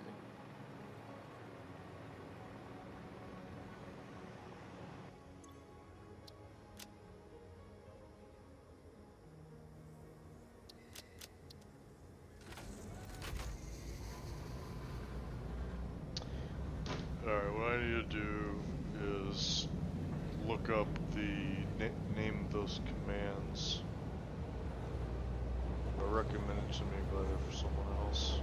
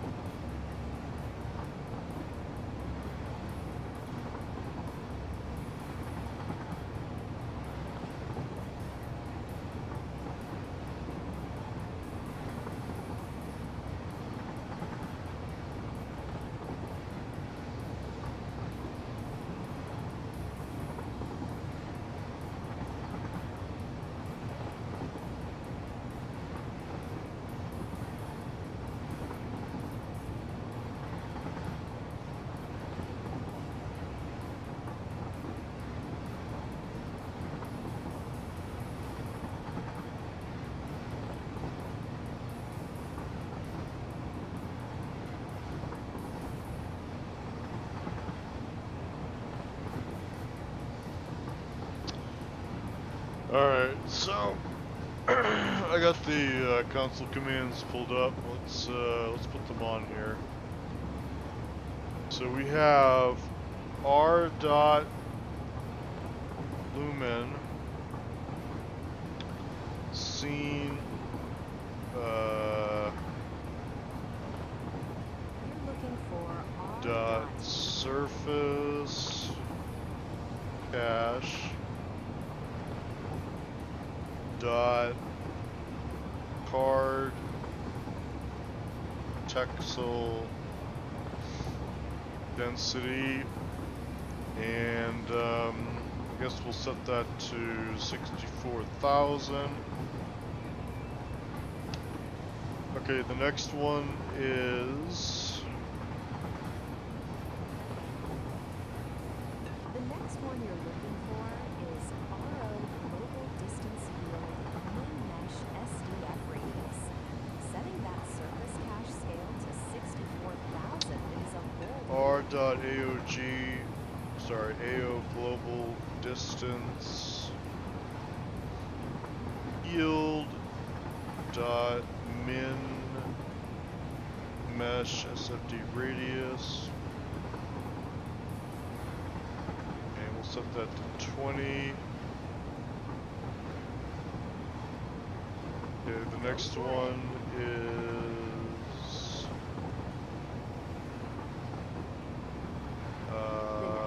foliage dot LD distance scale, set that to 5. Okay, the next one is r dot static mesh LOD distance scale set to 0.25. And the last one is r dot skeleton. No, one you were looking for. skeletal mesh dot, LOD bias. We'll set that to -5. Okay, so let's see if that makes the reactor blue light appear at greater distances.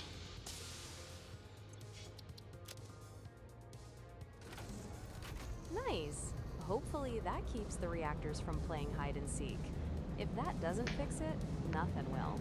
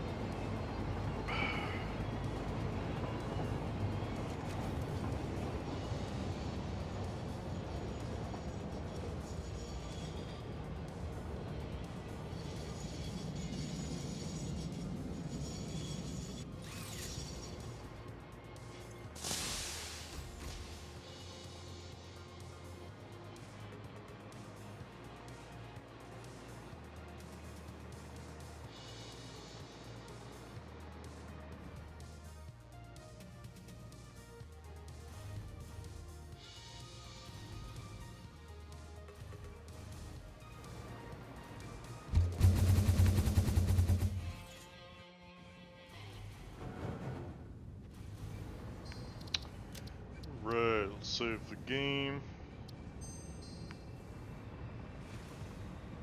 Smart move. Don't want those commands to be the only thing we actually accomplish tonight if the game decides to throw a tantrum.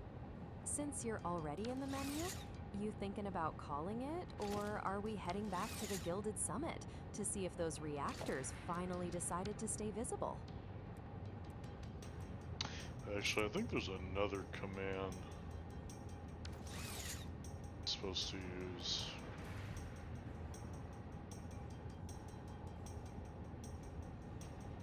Is it r.lumenscene.surface?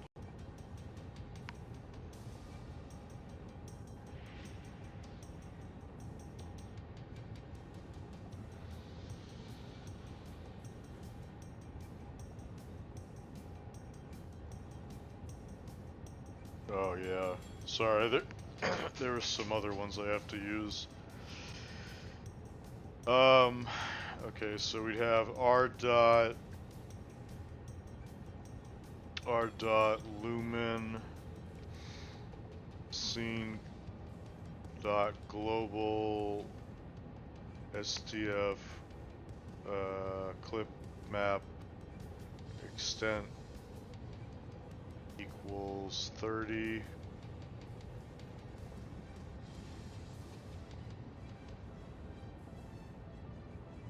Okay, the next one is, oh no, sorry, it is 3000.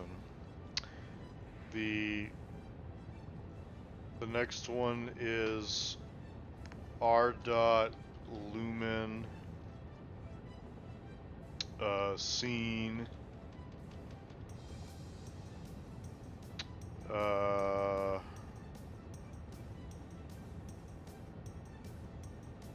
dot global SDF dot resolution 280. The next one is, oh, I guess that's it. Okay, let's see, is there another one?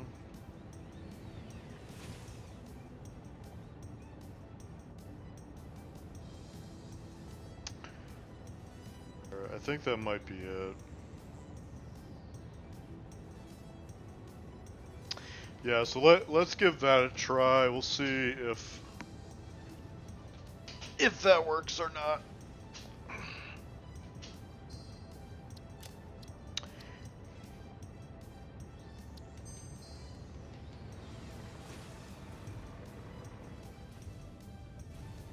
Alright, so what I'm going to do is I'm just going to run down the stack. I'm going to make sure that all the reactors are turned on visually.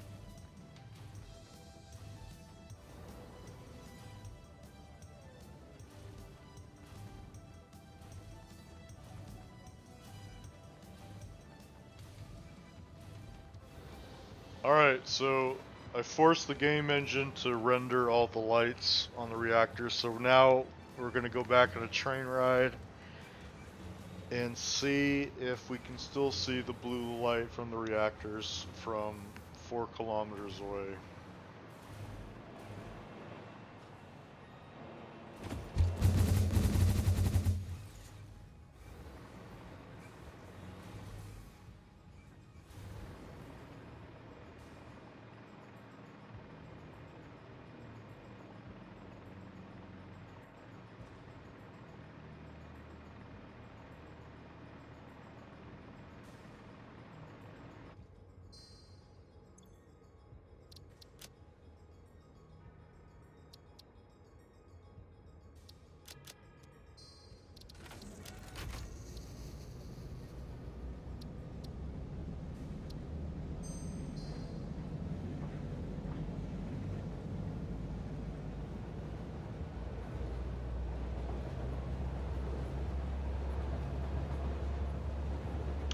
There's a possibility that this may not work because we're not facing the reactors right now, so the game may have just decided to turn them off just because we're not even facing them right now.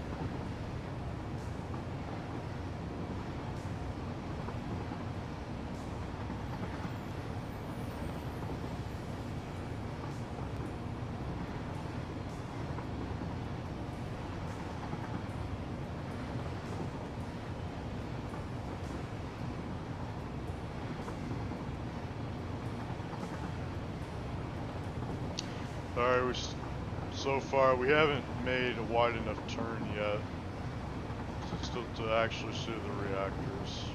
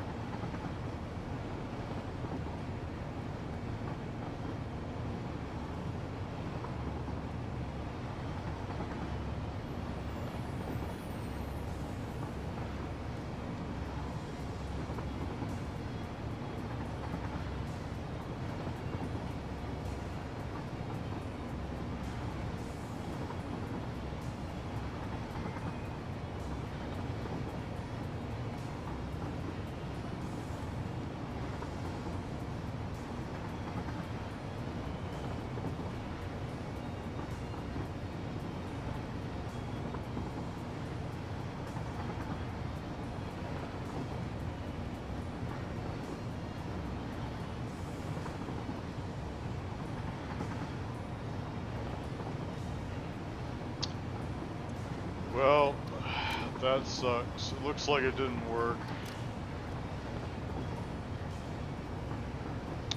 I don't see the blue lights on right now.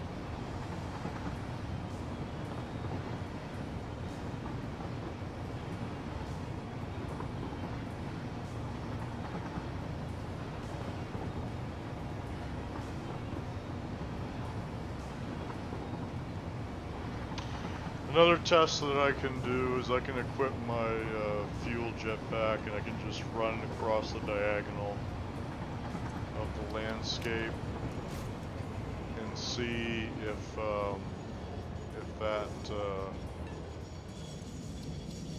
magically turns the lights on.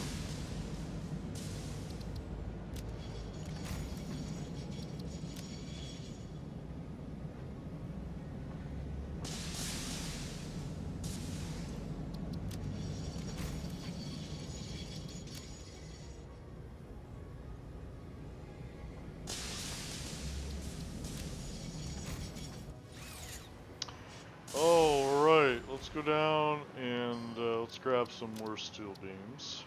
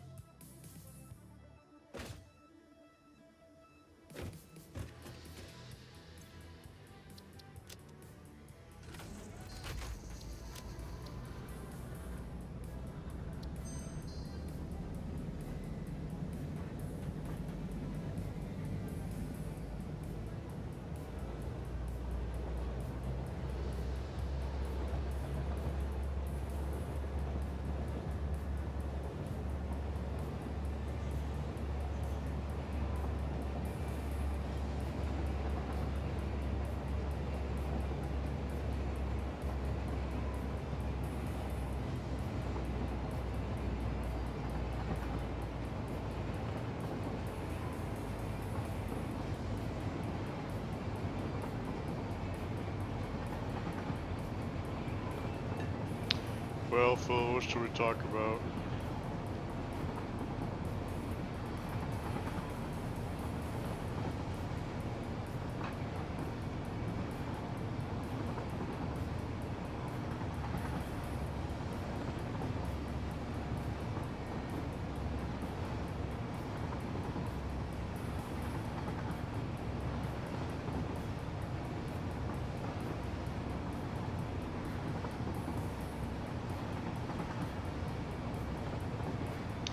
I just put the sloops and the shards on the steel factory. It's producing 180 steel beams a minute, so I'm not too worried about it.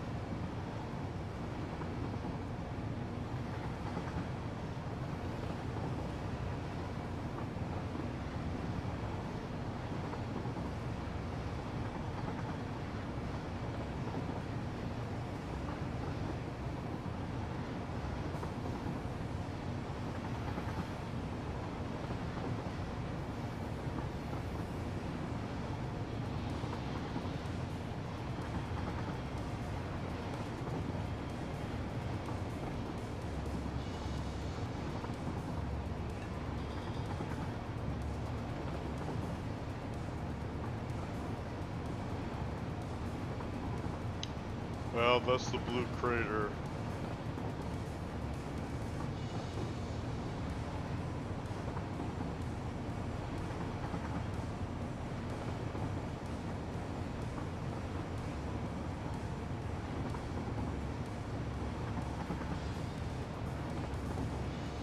There's the swamp over there.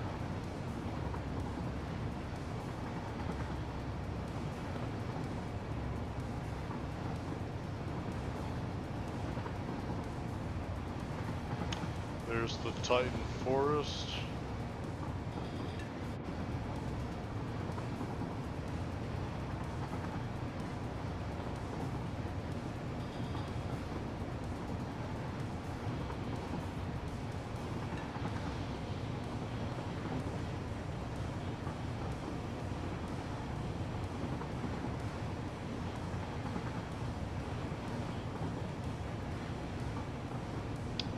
There's the Dune Desert.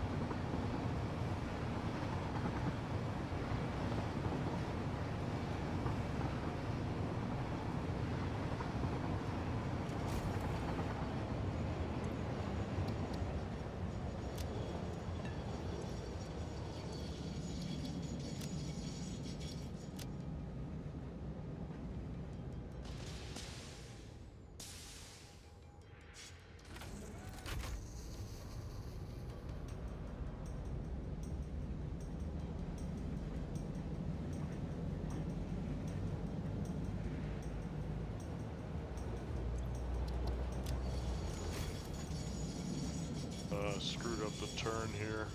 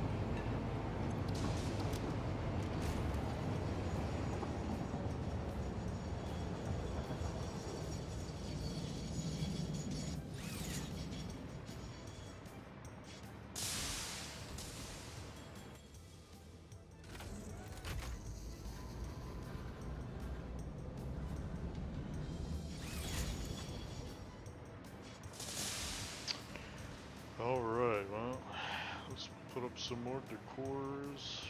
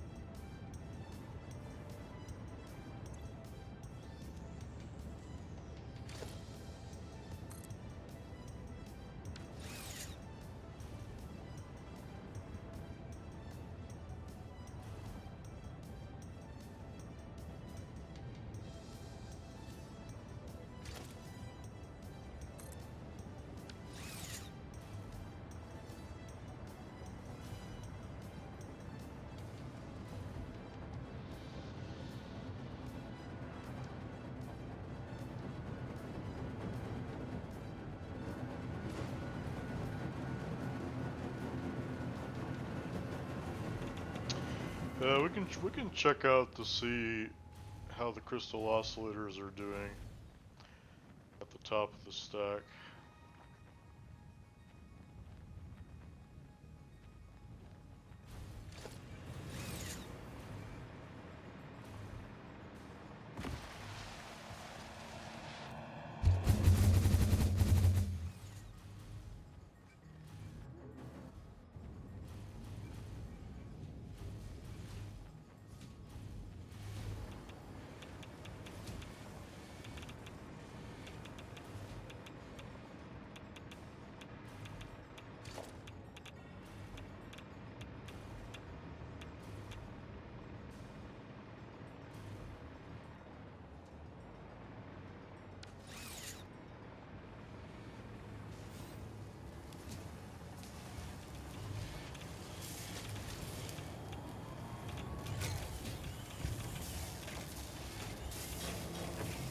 Yeah, so this looks good to me.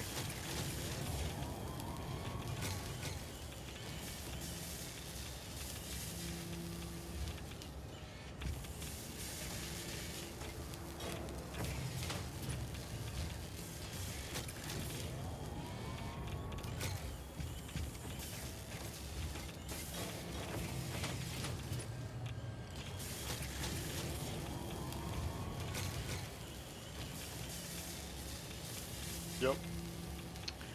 Yeah, it looks fine to me.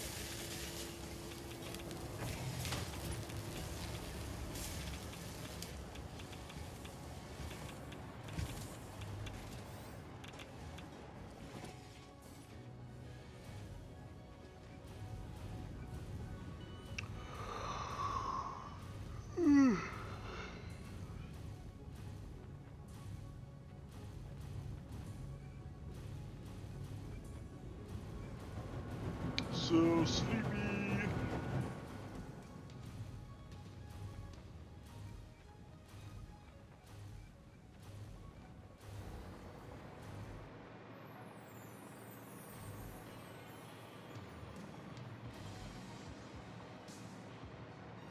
Wait, you can clip?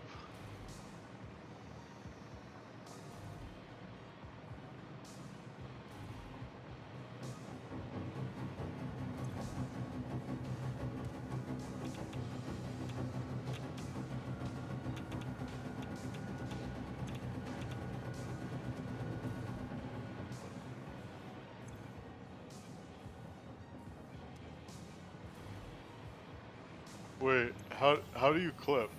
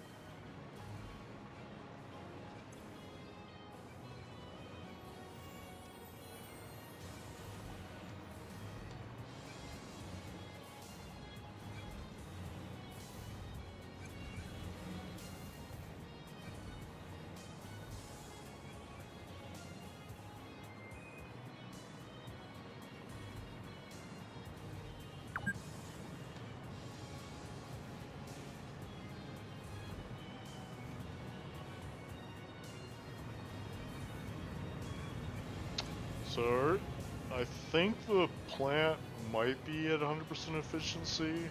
I'm just gonna check the fluid buffers real quick.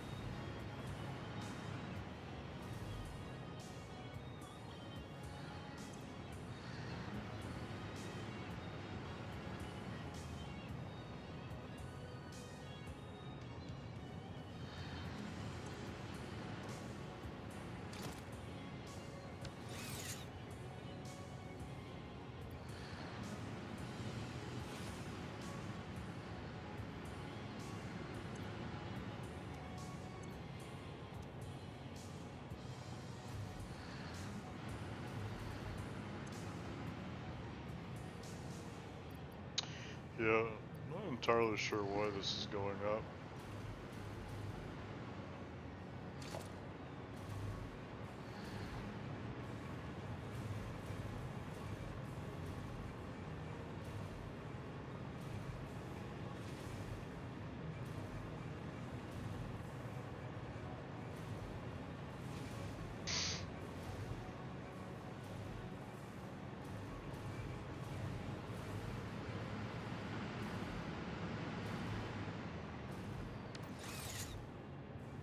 Yeah, we'll keep an eye on it.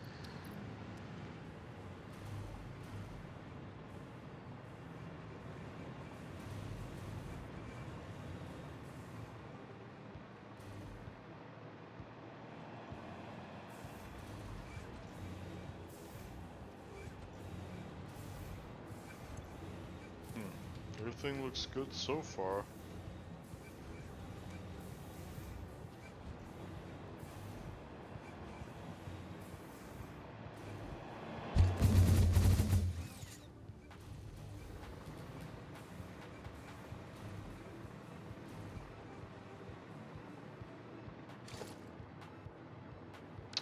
Alright, so we'll run back and we'll grab some more, let's see what it's-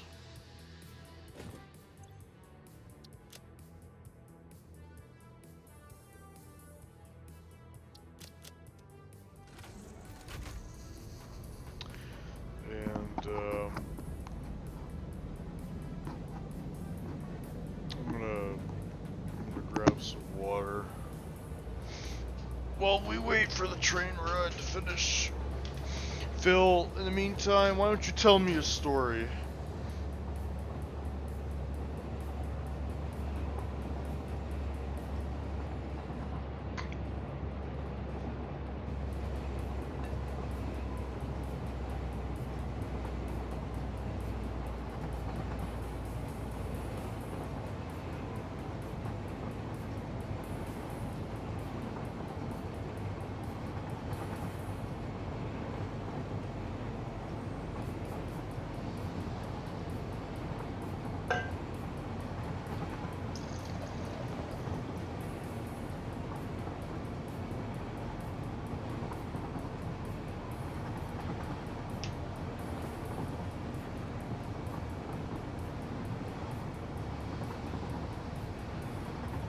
Actually, I'll be right back. I'm gonna use the restroom.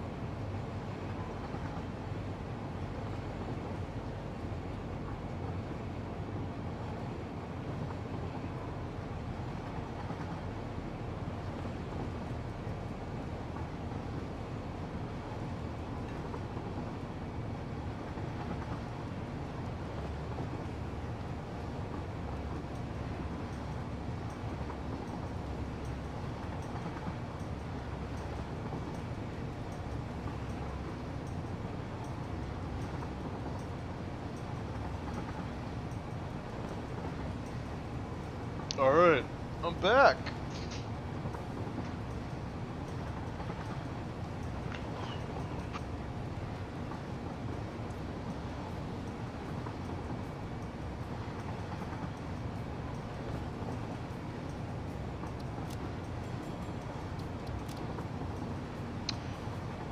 Whoops. We missed our stop, Phil.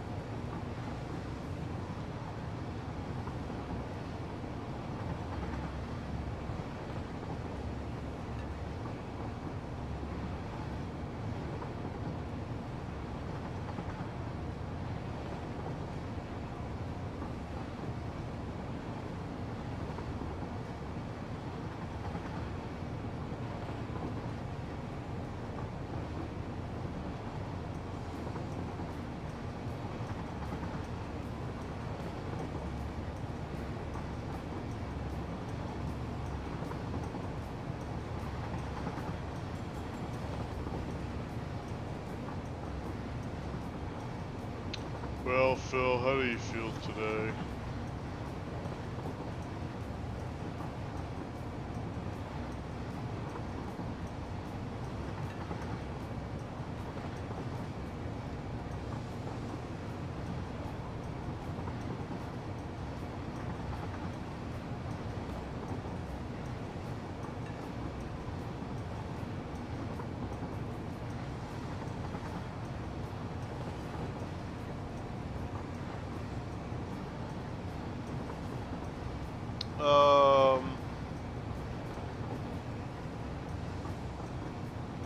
I'm not sure.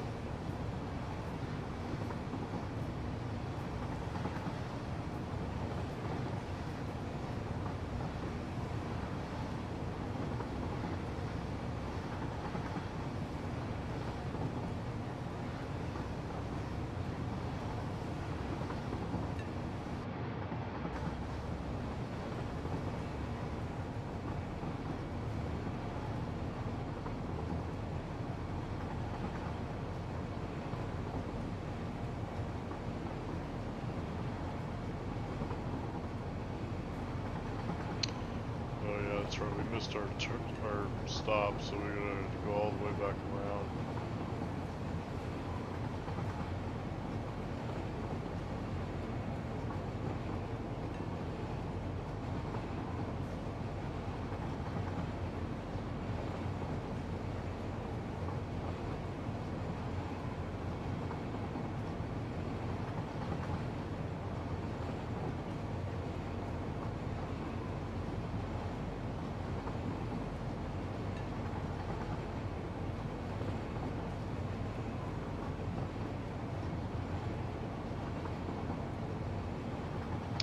I'm checking to see if there's any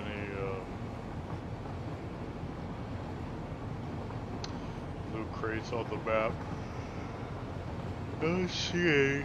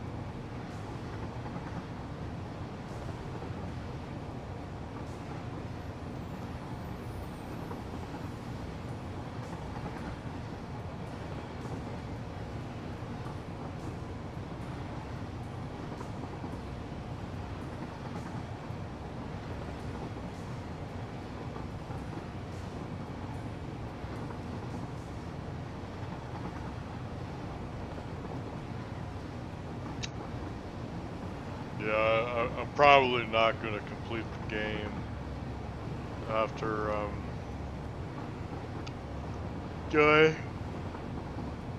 building this nuclear power plant. I think the next thing I'm going to do is transition to creating the build guide in a document file.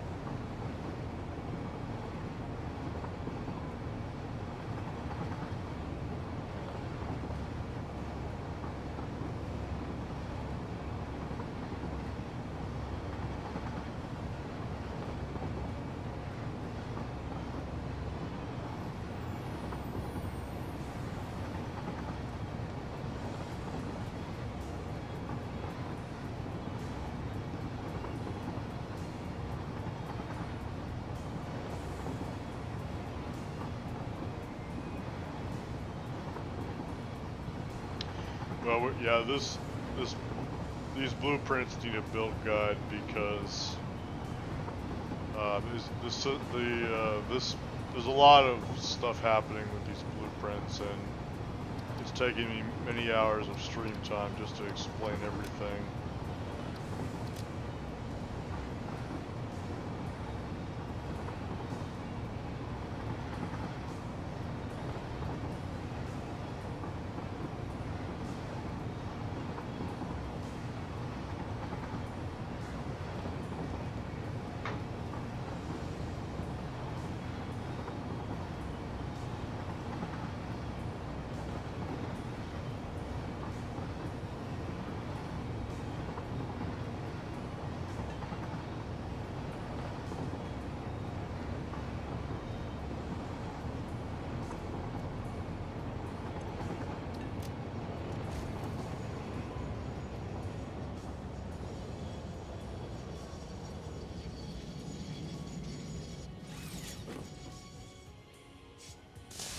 Alright, let's go grab some steel beams.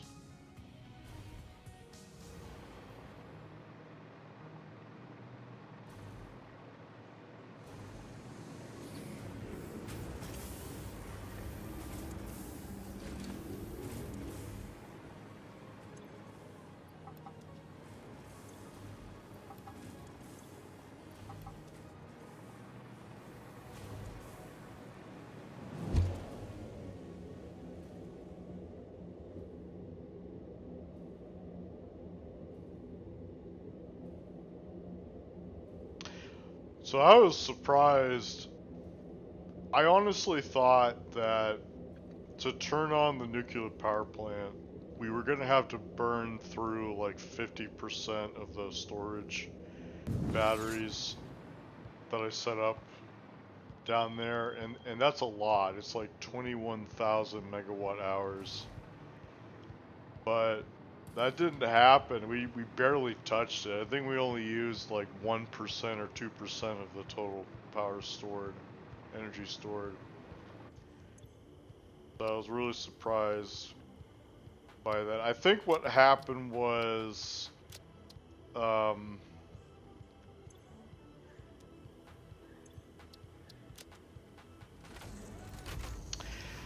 I think what happened was that the entire plant wasn't fully turned on by the time we tapped the power storage, because you have to you have to remember that the majority of the power consumption comes from the recycling part of the nuclear factories, and those don't turn on until you start producing uranium waste. Excuse me. By the time I started building the recycling facility, we were already producing uranium fuel rods. So yeah, turning on the reactors happened pretty quickly. So there just wasn't enough time to actually tap into the power storage. So I was really surprised by that.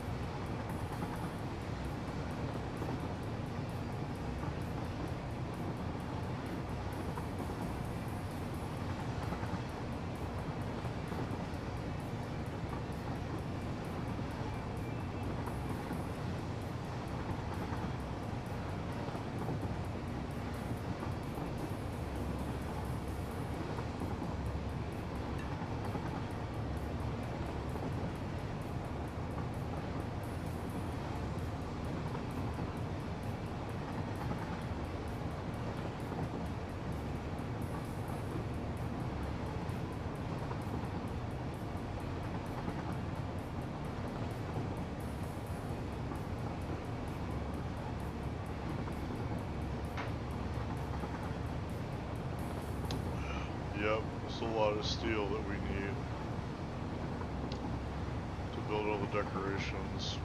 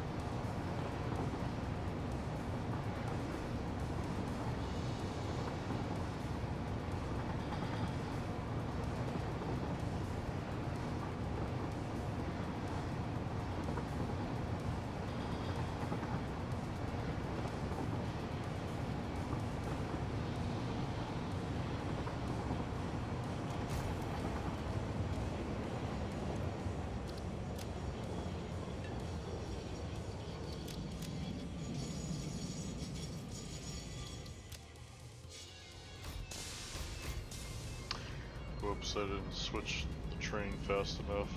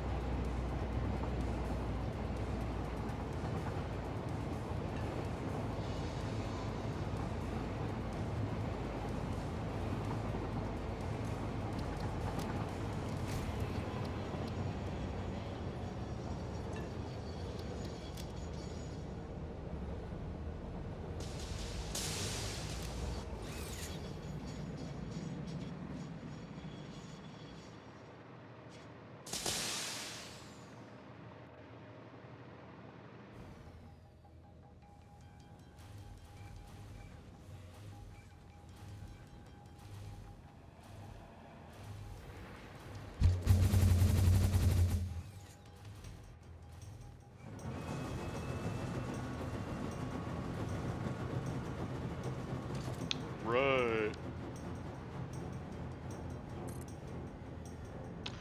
Now, the decorations for the particle accelerators are different in design. It's just a glass cage that I chose for the decoration for that.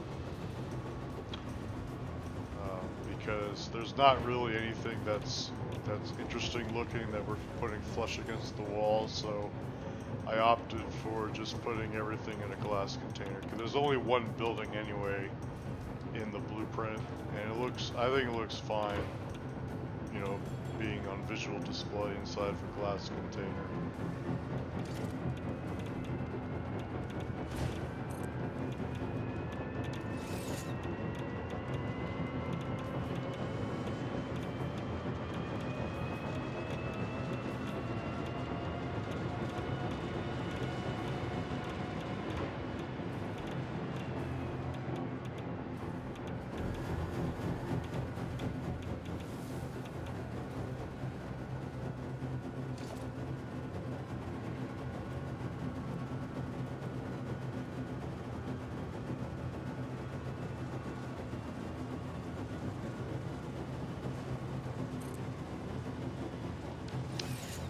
And the decorations for the reactors are also different.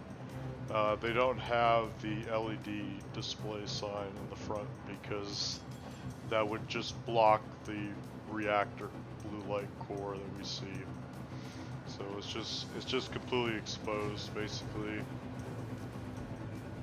But it does do some things, like it puts some beams here, and it puts some beams here to cover it up. Now, this is a little misleading here, but if you remove, you can't really see it, but if you remove this light decor, you can see that there's also some steel beams there as well. So,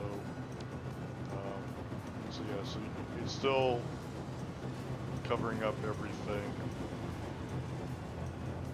there. So, yep.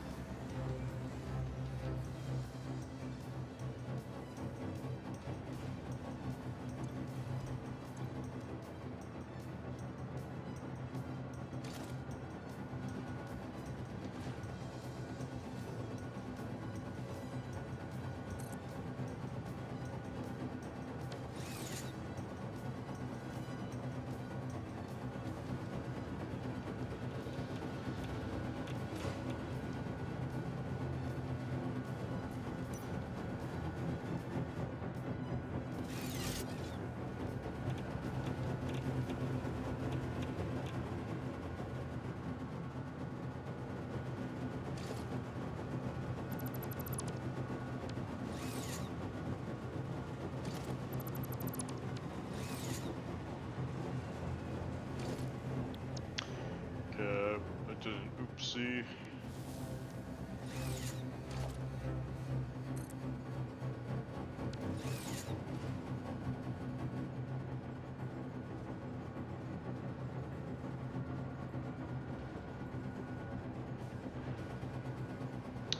I didn't put a door in the reactor decoration because this merger and splitter blocks the access to the door, so I just put a gate hole wall there instead.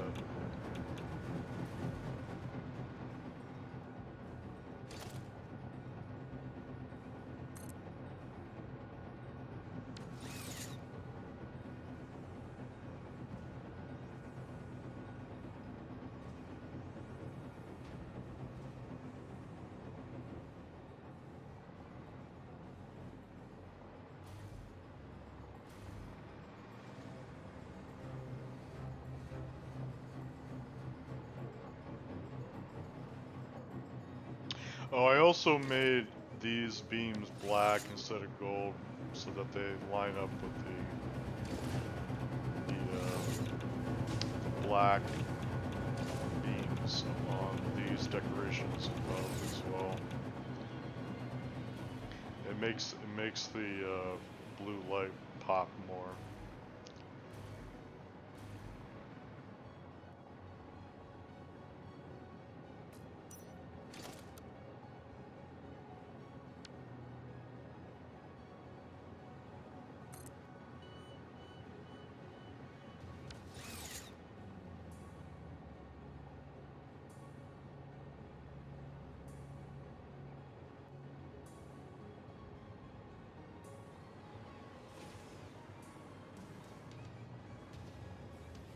Something else that I forgot to mention that is kind of important here is I kind of made a bad decision with this design, and that bad decision was I put the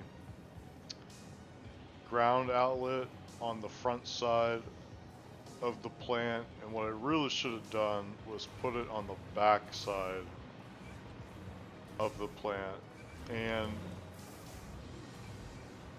the first problem that it causes is it kind of visually obscures the light coming from the front side a little bit, but not too much, because I was kind of surprised by this.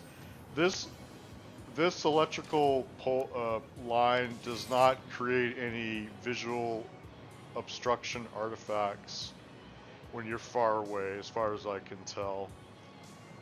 I don't think anyway.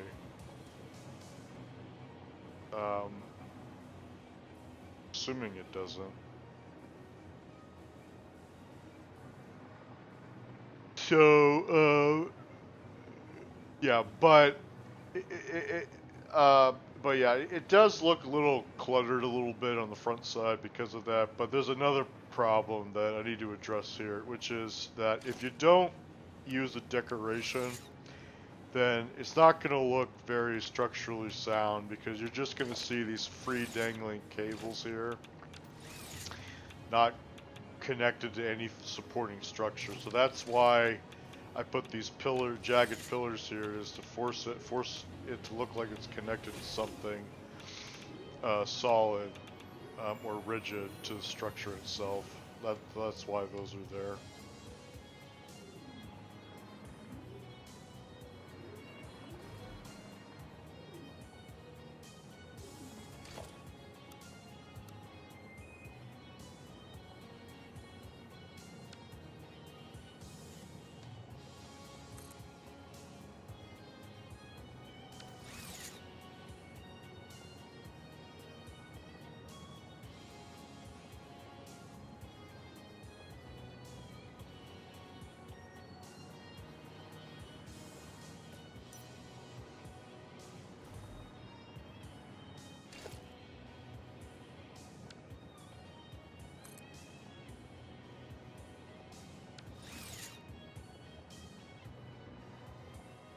Yeah, that's another good point, Phil. So the cables are not...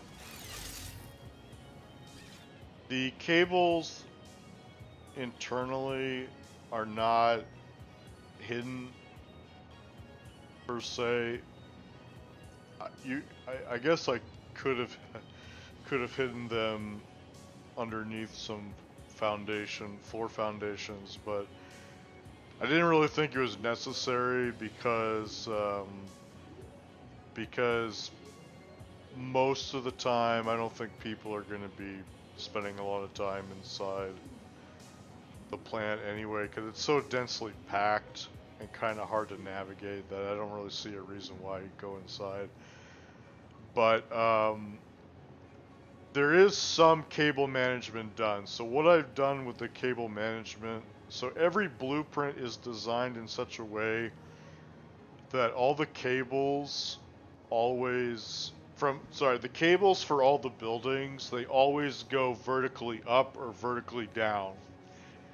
And then the only time that the cables go horizontally across the blueprints is when they are either on the very top or the very bottom of the blueprint. So you're never going to see cables moving horizontally from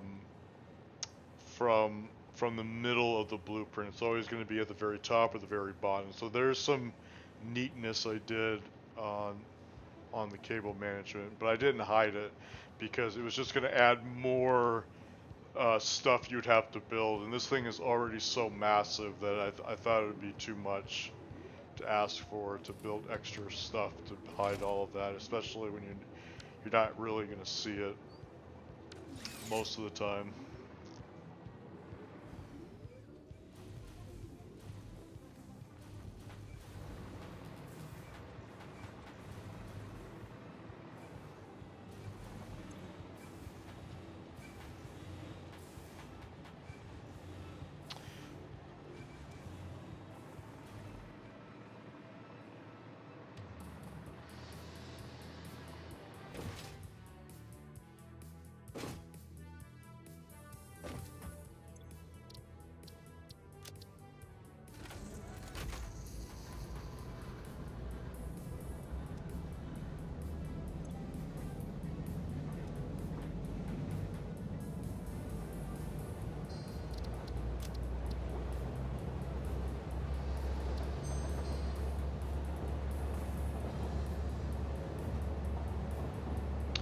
Alright, so I'm going to grab some more steel, so we're going to head back to home base.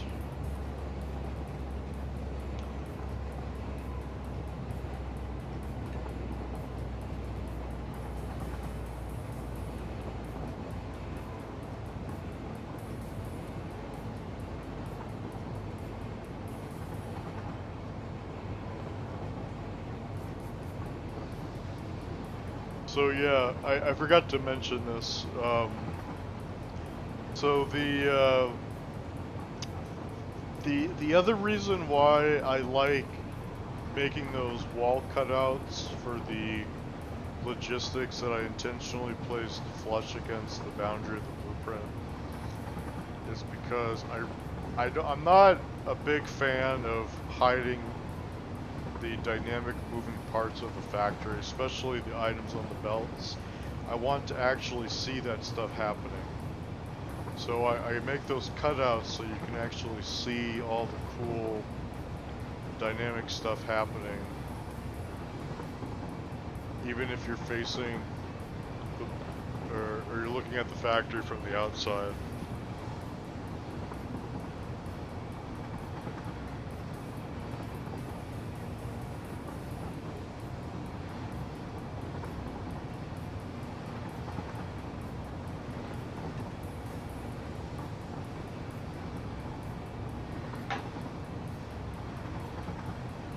What did you say, Phil?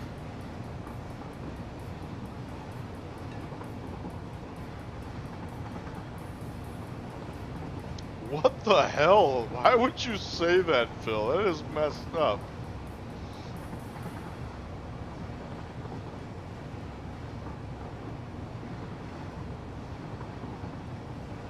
Yeah, we are moving on from that. I can't believe you would say something like that on a live stream. Holy crap.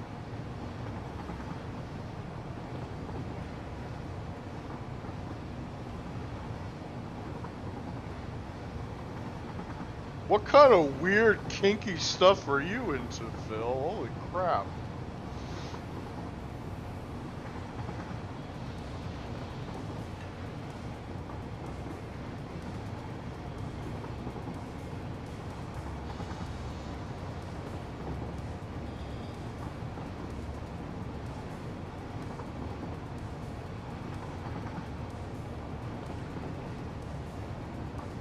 Wow, Phil, isn't it beautiful?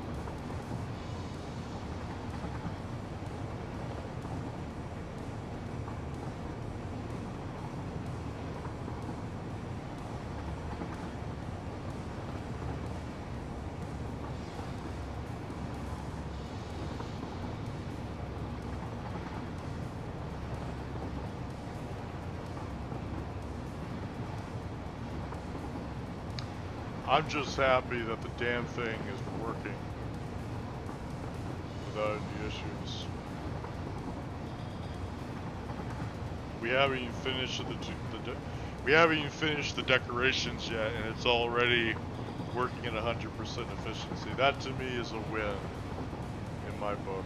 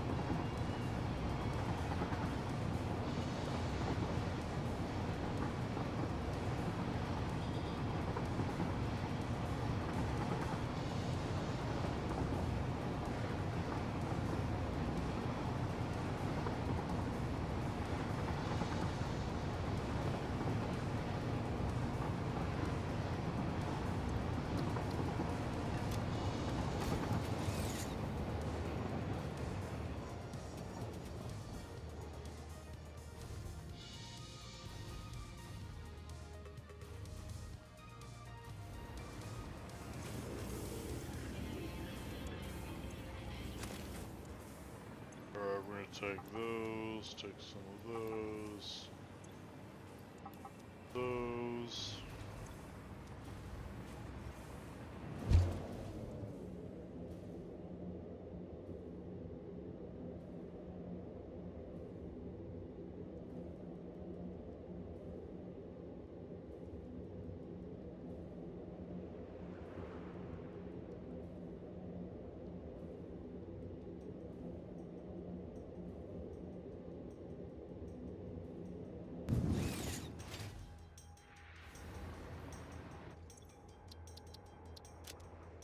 Right, let's go.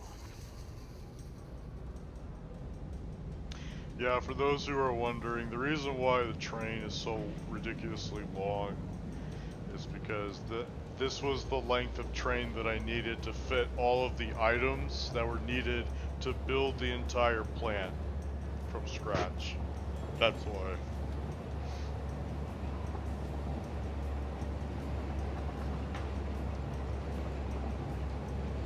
Phil, I'm pretty sure it's long. It's more than 12 cars. It's probably like 24 cars on this thing.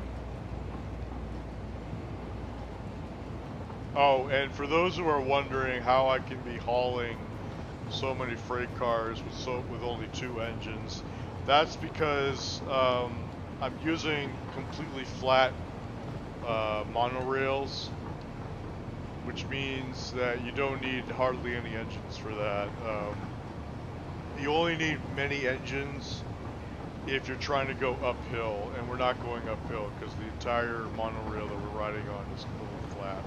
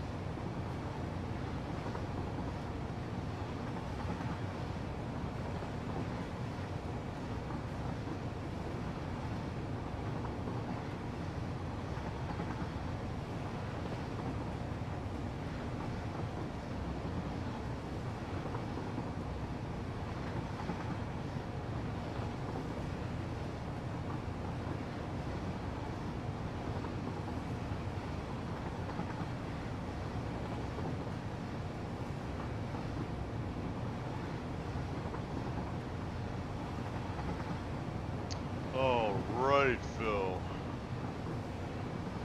What should we talk about on this train ride?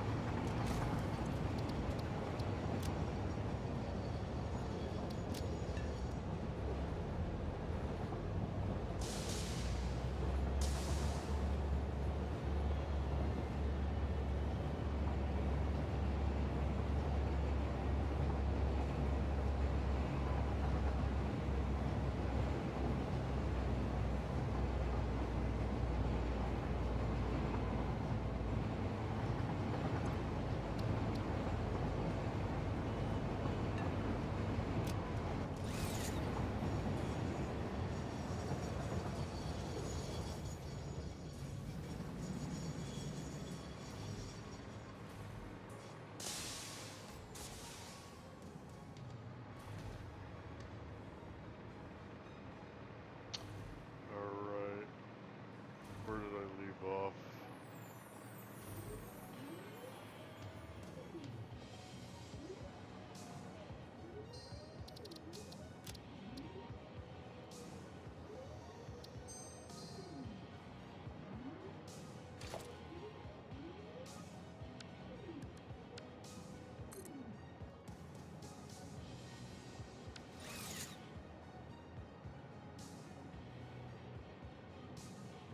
There's been a lot of walk of shames during the stream, Phil.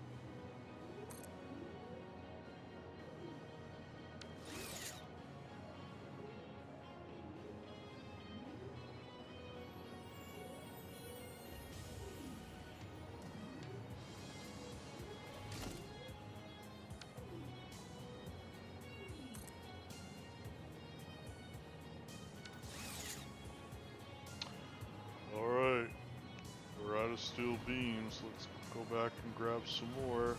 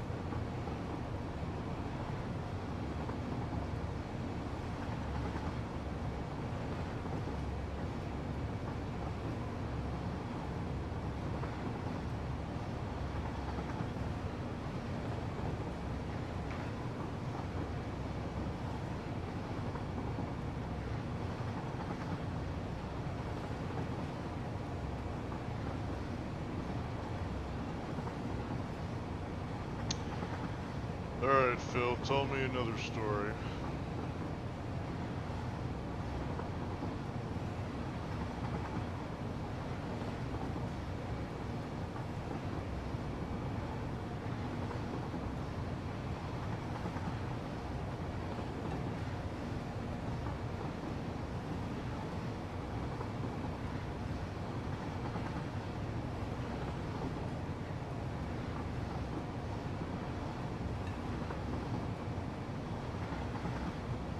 Wait, is tragic comedy a real subgenre in storytelling?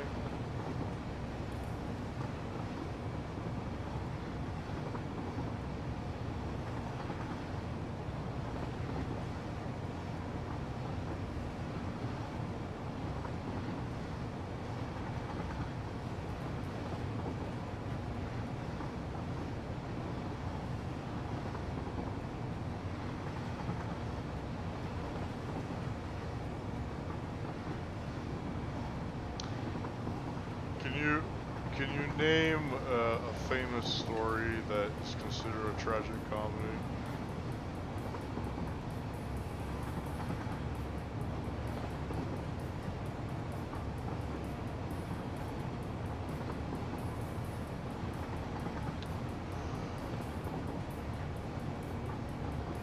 No, Phil, I'm asking you to provide a title of a story that exists in the real world that is considered a tragic comedy.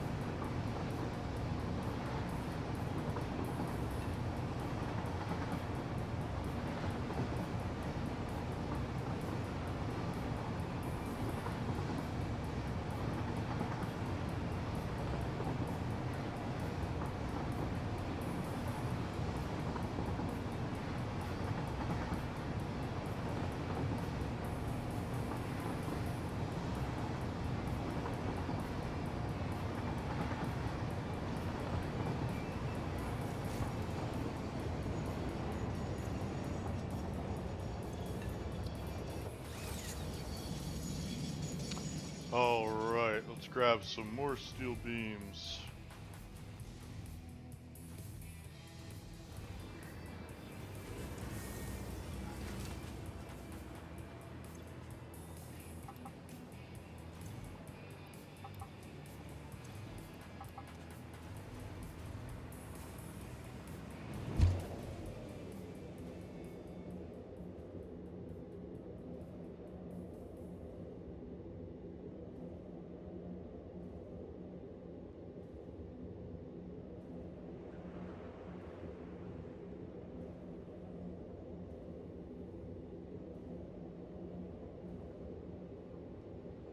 Oh crap. I didn't realize that the train was still moving.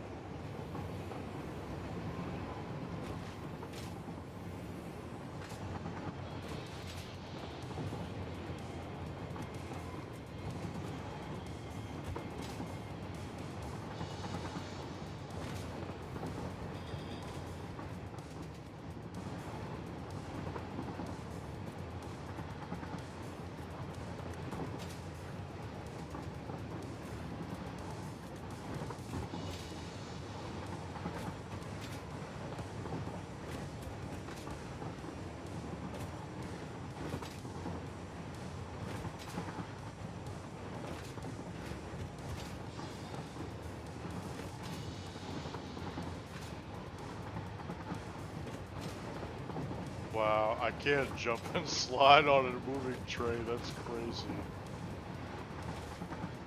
Wow, the physics engine is really bad. It's really screwing up the, oh my god. Actually, I think it might be because of this thing. Nope.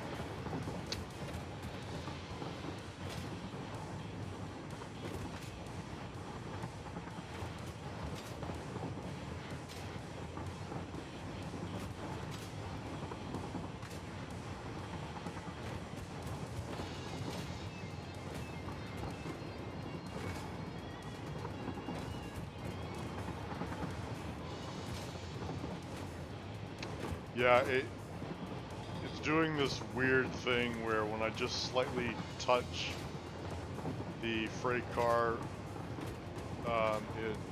it just makes me like rapidly ricochet off of it.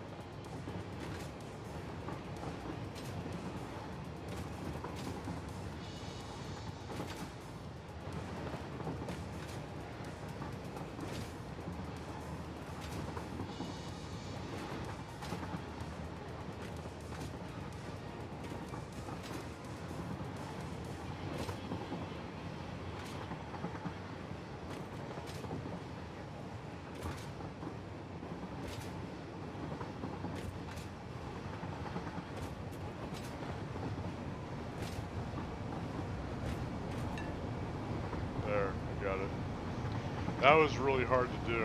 I would just slightly touch the freight car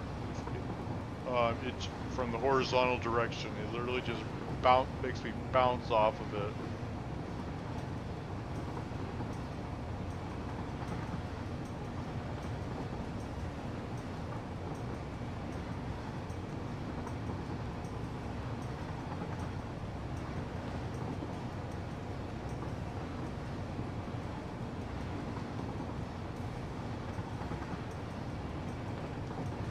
So the only way I can try to understand the math there is the game engine must be calculating the rebound velocity from the absolute velocity of the train. That's the only way that would make any sense. It's not how it physically work. I'm moving with the train in relatively the same frame of reference, so I shouldn't be acting that way. Unless the game is taking into account air drag, but I don't think so.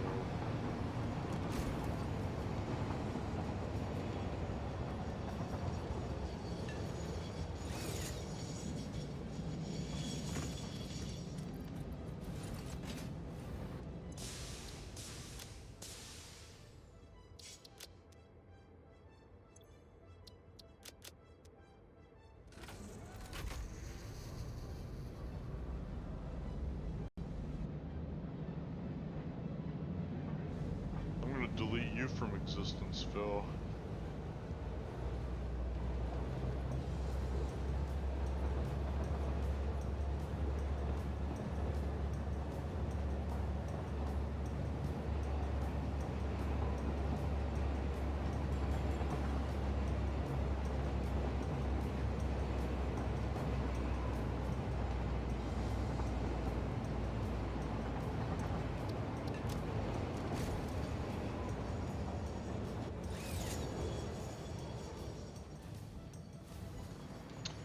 Alright, I think we're almost done with these decorations.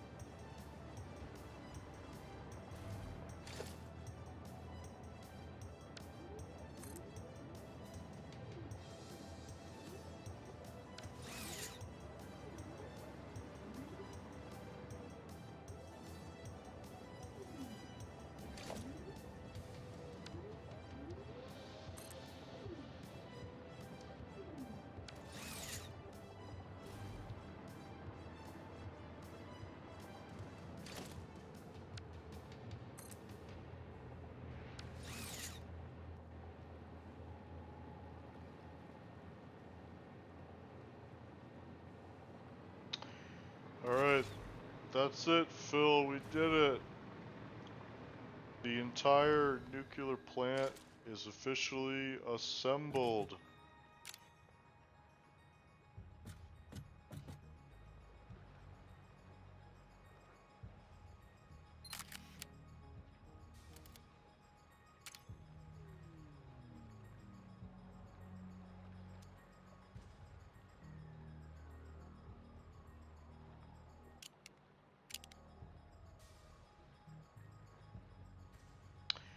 See if I can take a selfie.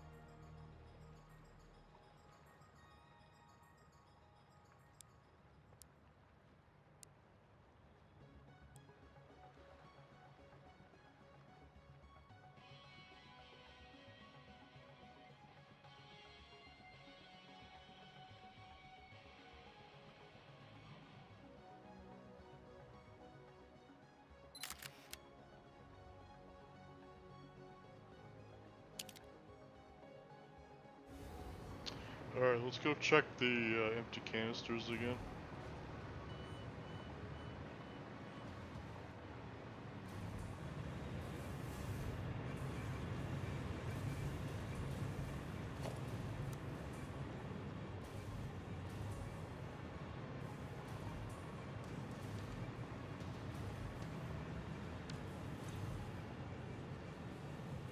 Well, that looks like equilibrium to me.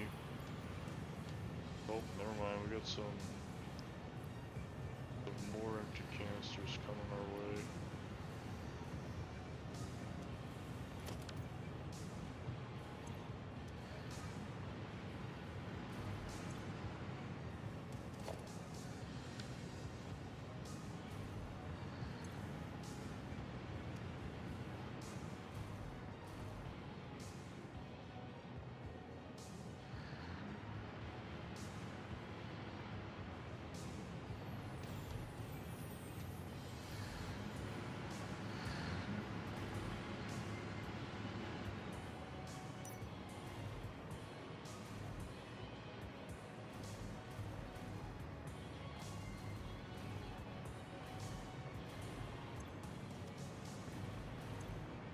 I guess what I could do is let the system run overnight. See how stable it is. Good measure.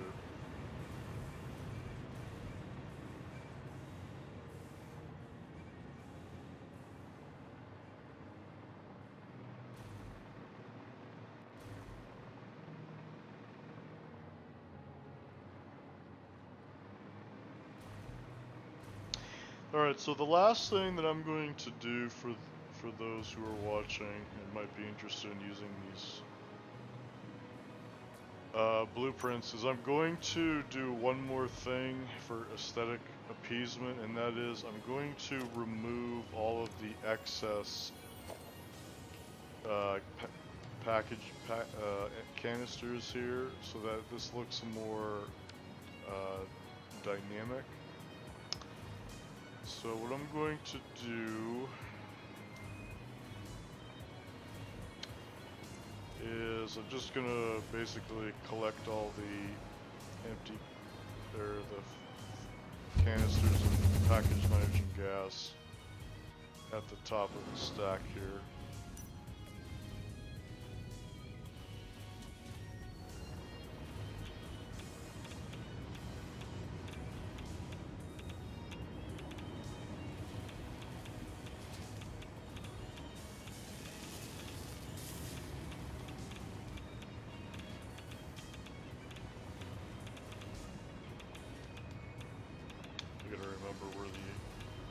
Okay, so they stop. Okay, so the nitrogen containers stop here. So what I'm gonna do is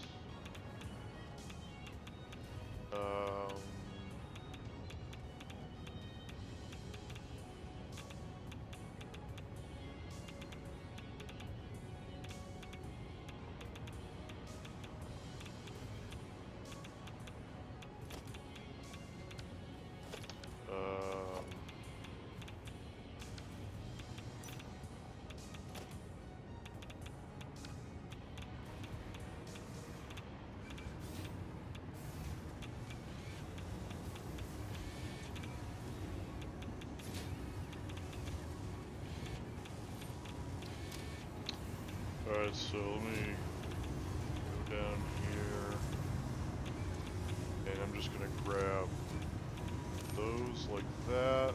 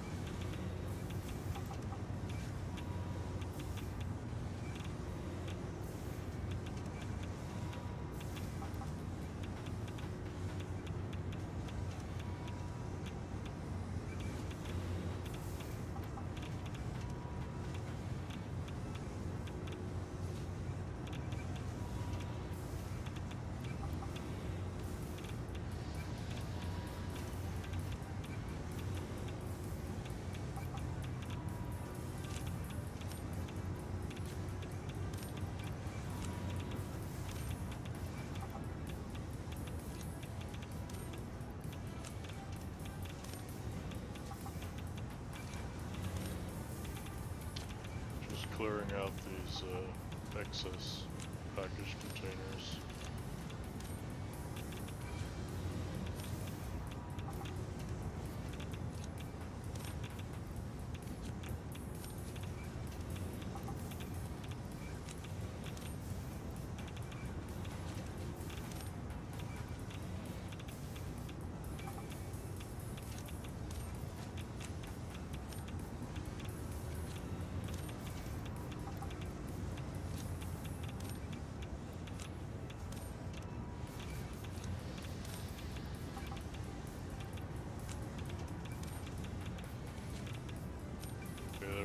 So I think that's full. So now if we go back outside,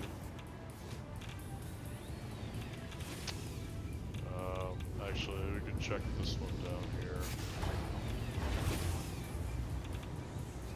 So this one down here is supposed to be full. So yeah, if we now look at the canisters on the outside, now it looks like they're just all going one at a time now, instead of being completely full, saturated lines.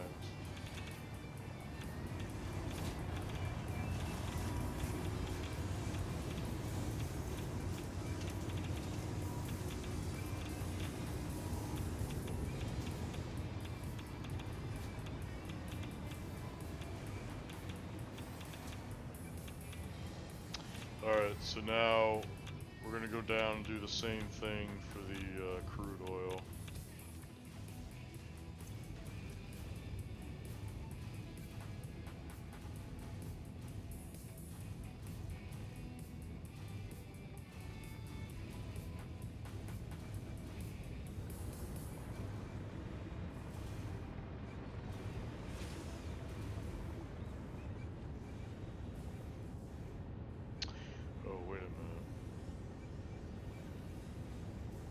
Packaged oil also going to the empty can.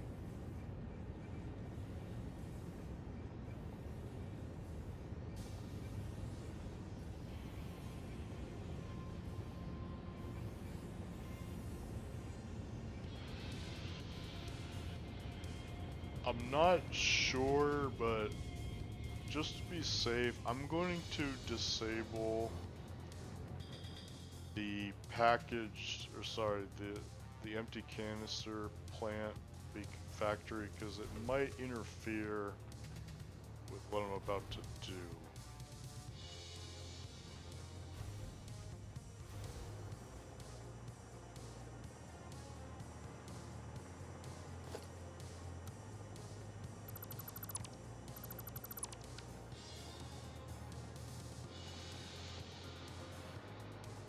Alright, so I just disabled that.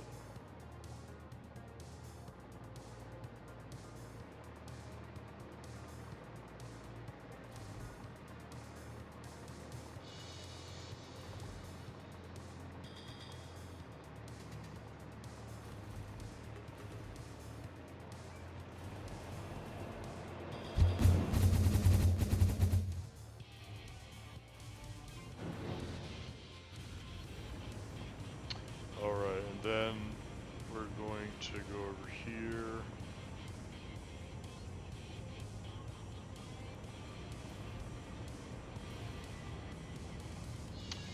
So we're going to go inside of this blueprint, and we're going to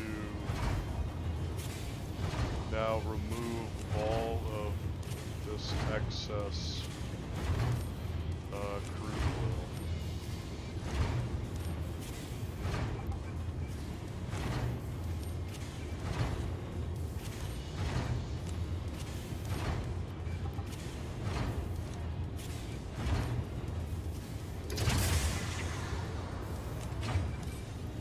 No, this is just purely aesthetic. There's nothing functionally wrong with this. I'm just removing all the excess barrels of oil from the line, so it doesn't look frozen, partially frozen. It's just purely for aesthetic appeasement. It does not interfere with function.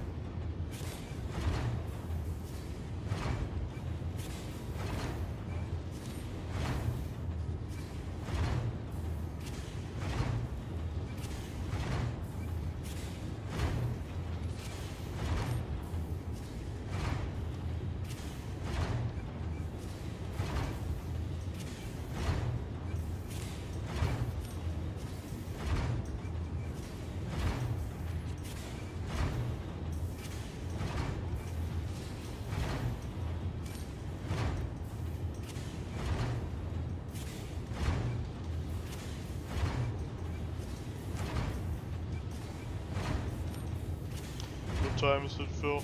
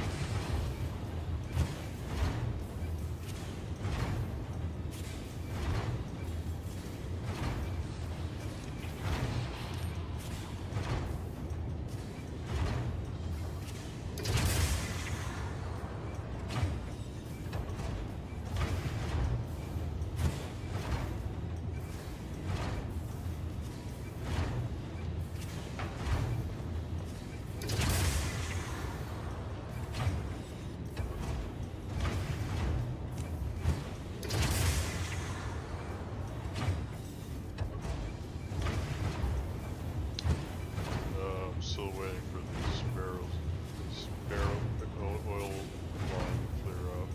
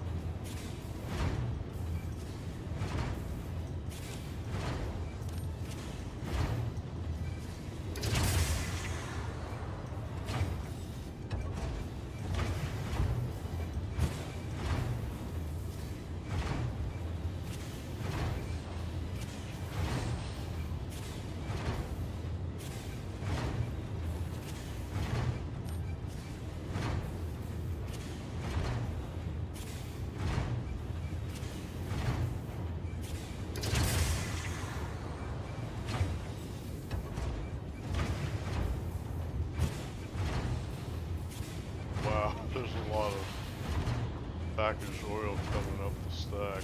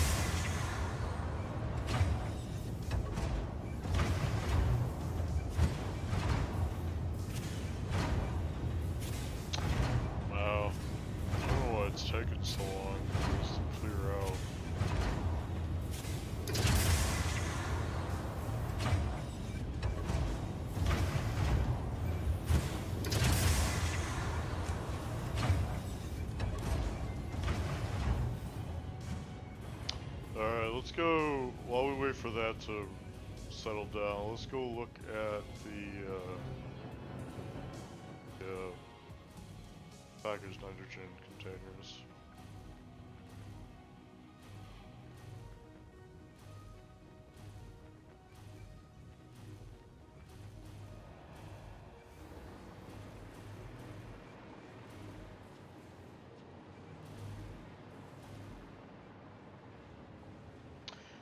There's our plutonium fuel rod going in the sink.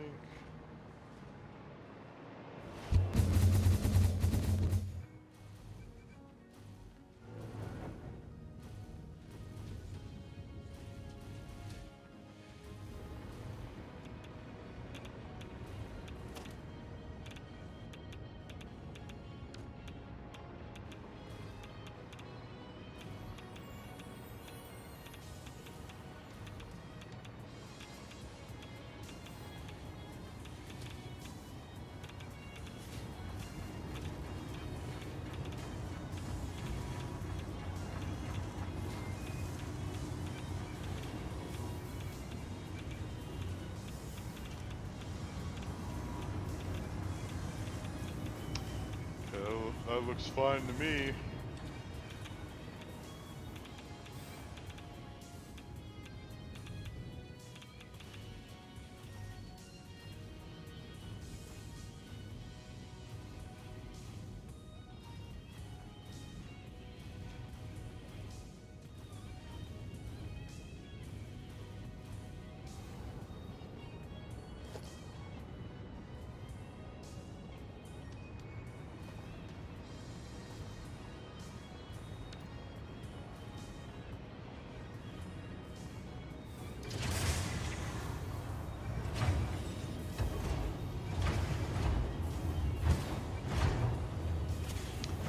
Okay, I think that's equilibrium, so I think that's good. Okay, so yeah, so all I did was I just cleared out the crude oil and the packaged crude oil and the packaged nitrogen lines so that they don't look partially frozen, and you can just see individual items moving up and down at a steady pace. So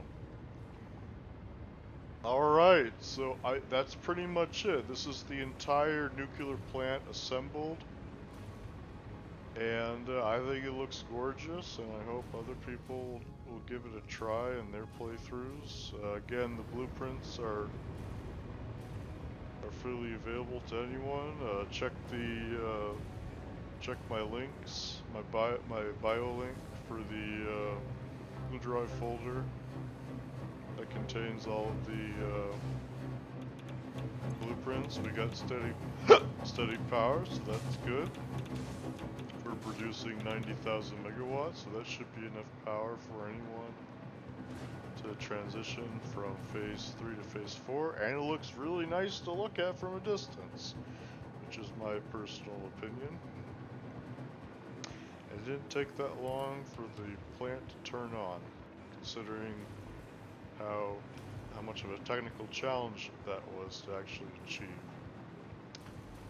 But what I'm going to do tonight is I'm just going to let the plant run overnight, and I'll check it tomorrow and make sure there's no issues. I don't think there should be any issues, but you never know.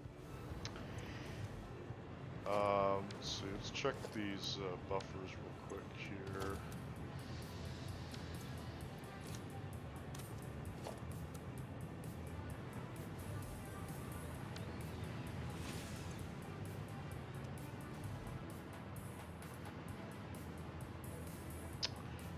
Alright, so what I'm going to do is I'm going to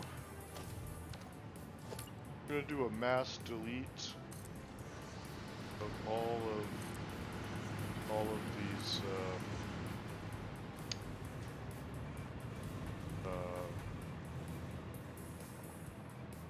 empty canisters here.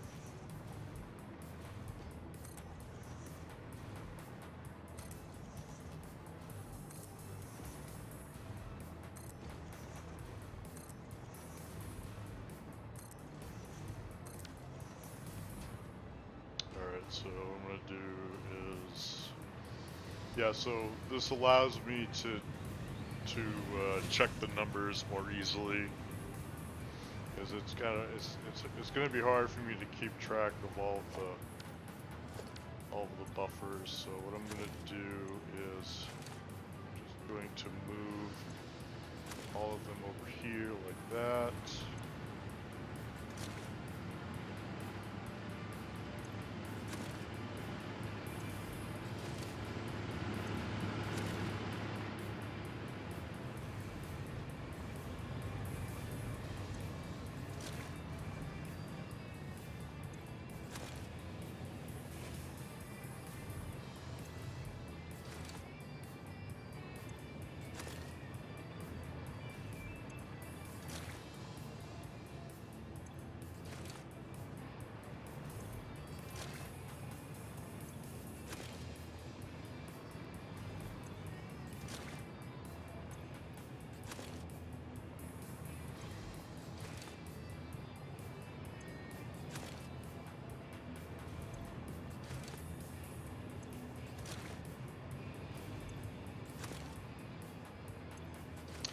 Alright, so I just moved, I just got rid of all the excess,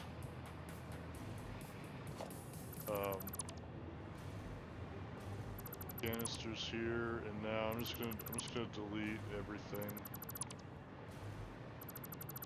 All these empty canisters, and then I'm gonna let the system run overnight, and we'll see what happens when I wake up tomorrow to see if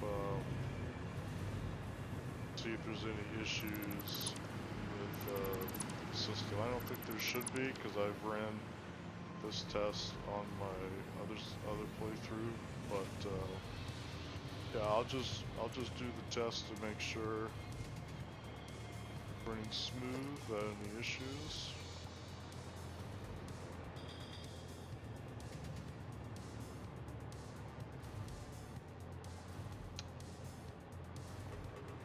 Alright, I'm going to delete all of that.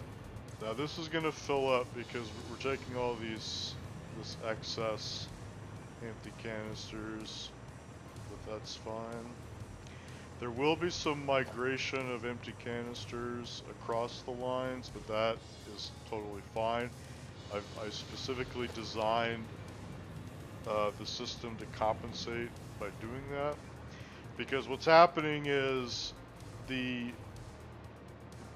so if you go inside, here I'll try to demonstrate this by going inside the reactor so I can explain this more clearly. But let's just go inside here. So what's happening internally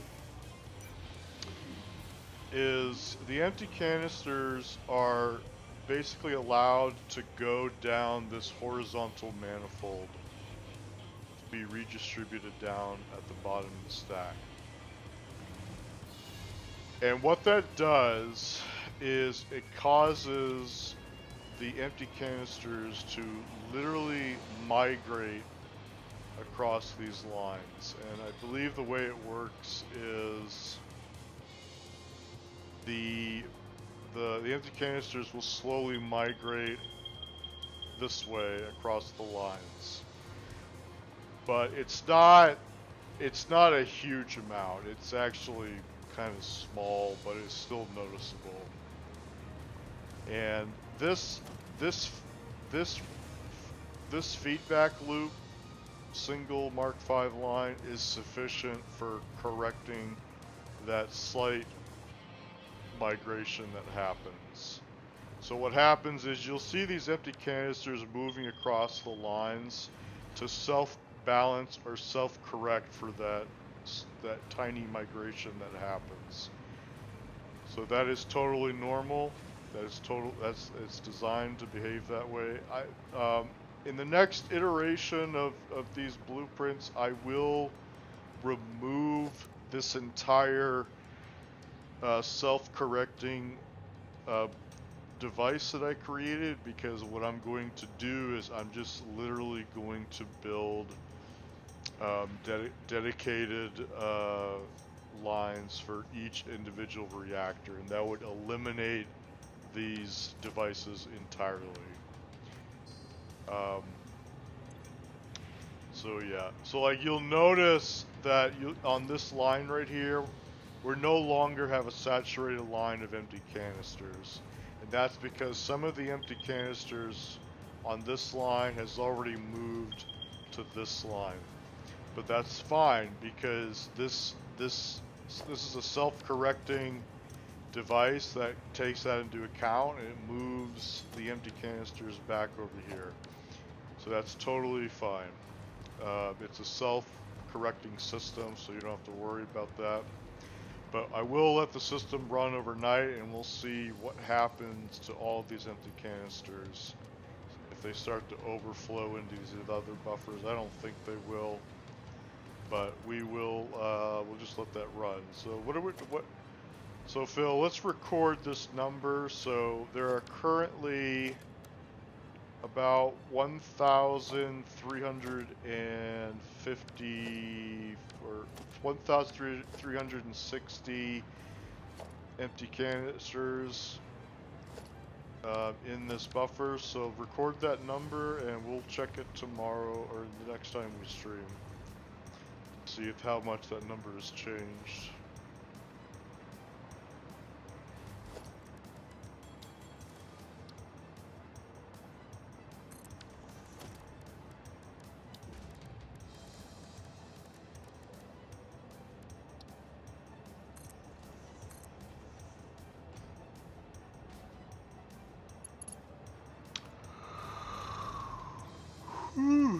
Getting sleepy.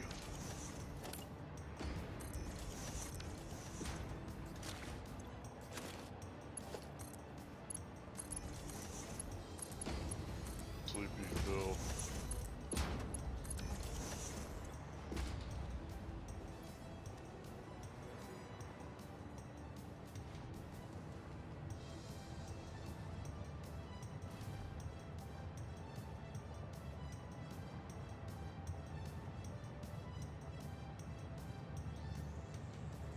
Are you getting sleepy, Phil?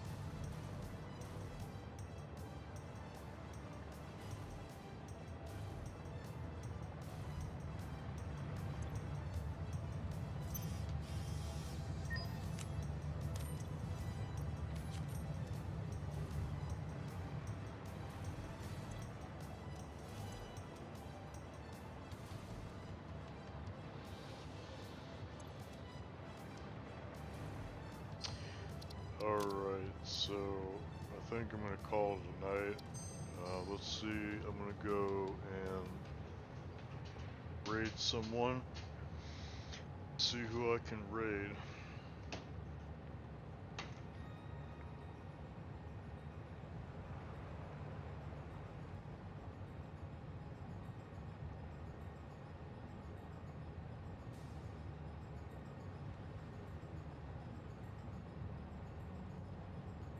I'm gonna check to see if BL Andrew's on.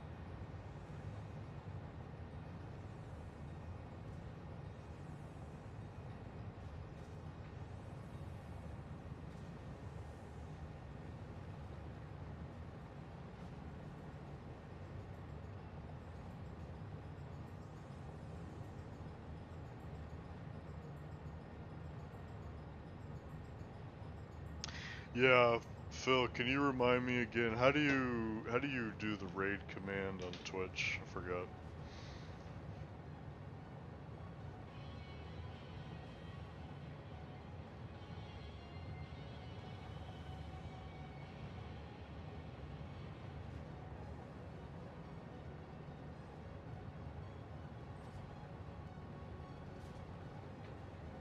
Do you have to put the @ symbol in the raid command?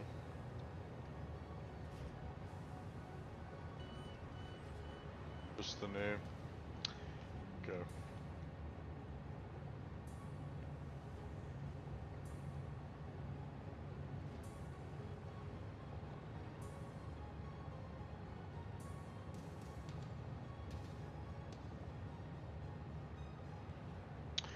Yeah, so Andrew is a mentor to me, and I'm going to raid him right now. So thanks for watching. Take care. Have a wonderful day. Bye bye.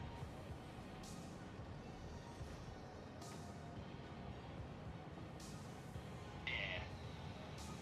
There's definitely a lot of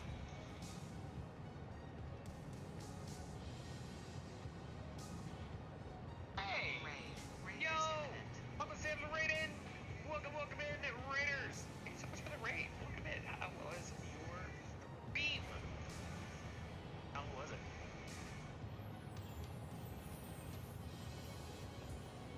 Suffered since. Did we do the teleporting? Yeah, I don't think we saved the teleporting one. Teleporting vehicle. I don't think I saved that one. No, I'm only kind of already gone. Gotta do it. And this is where it actually is. Yes. I think I can save this. No, it's okay.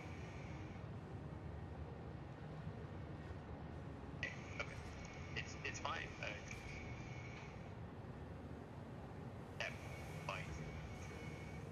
God, man, that's not this one especially. No, I don't want you to snap there. I want you to gotta make it short. In a short version.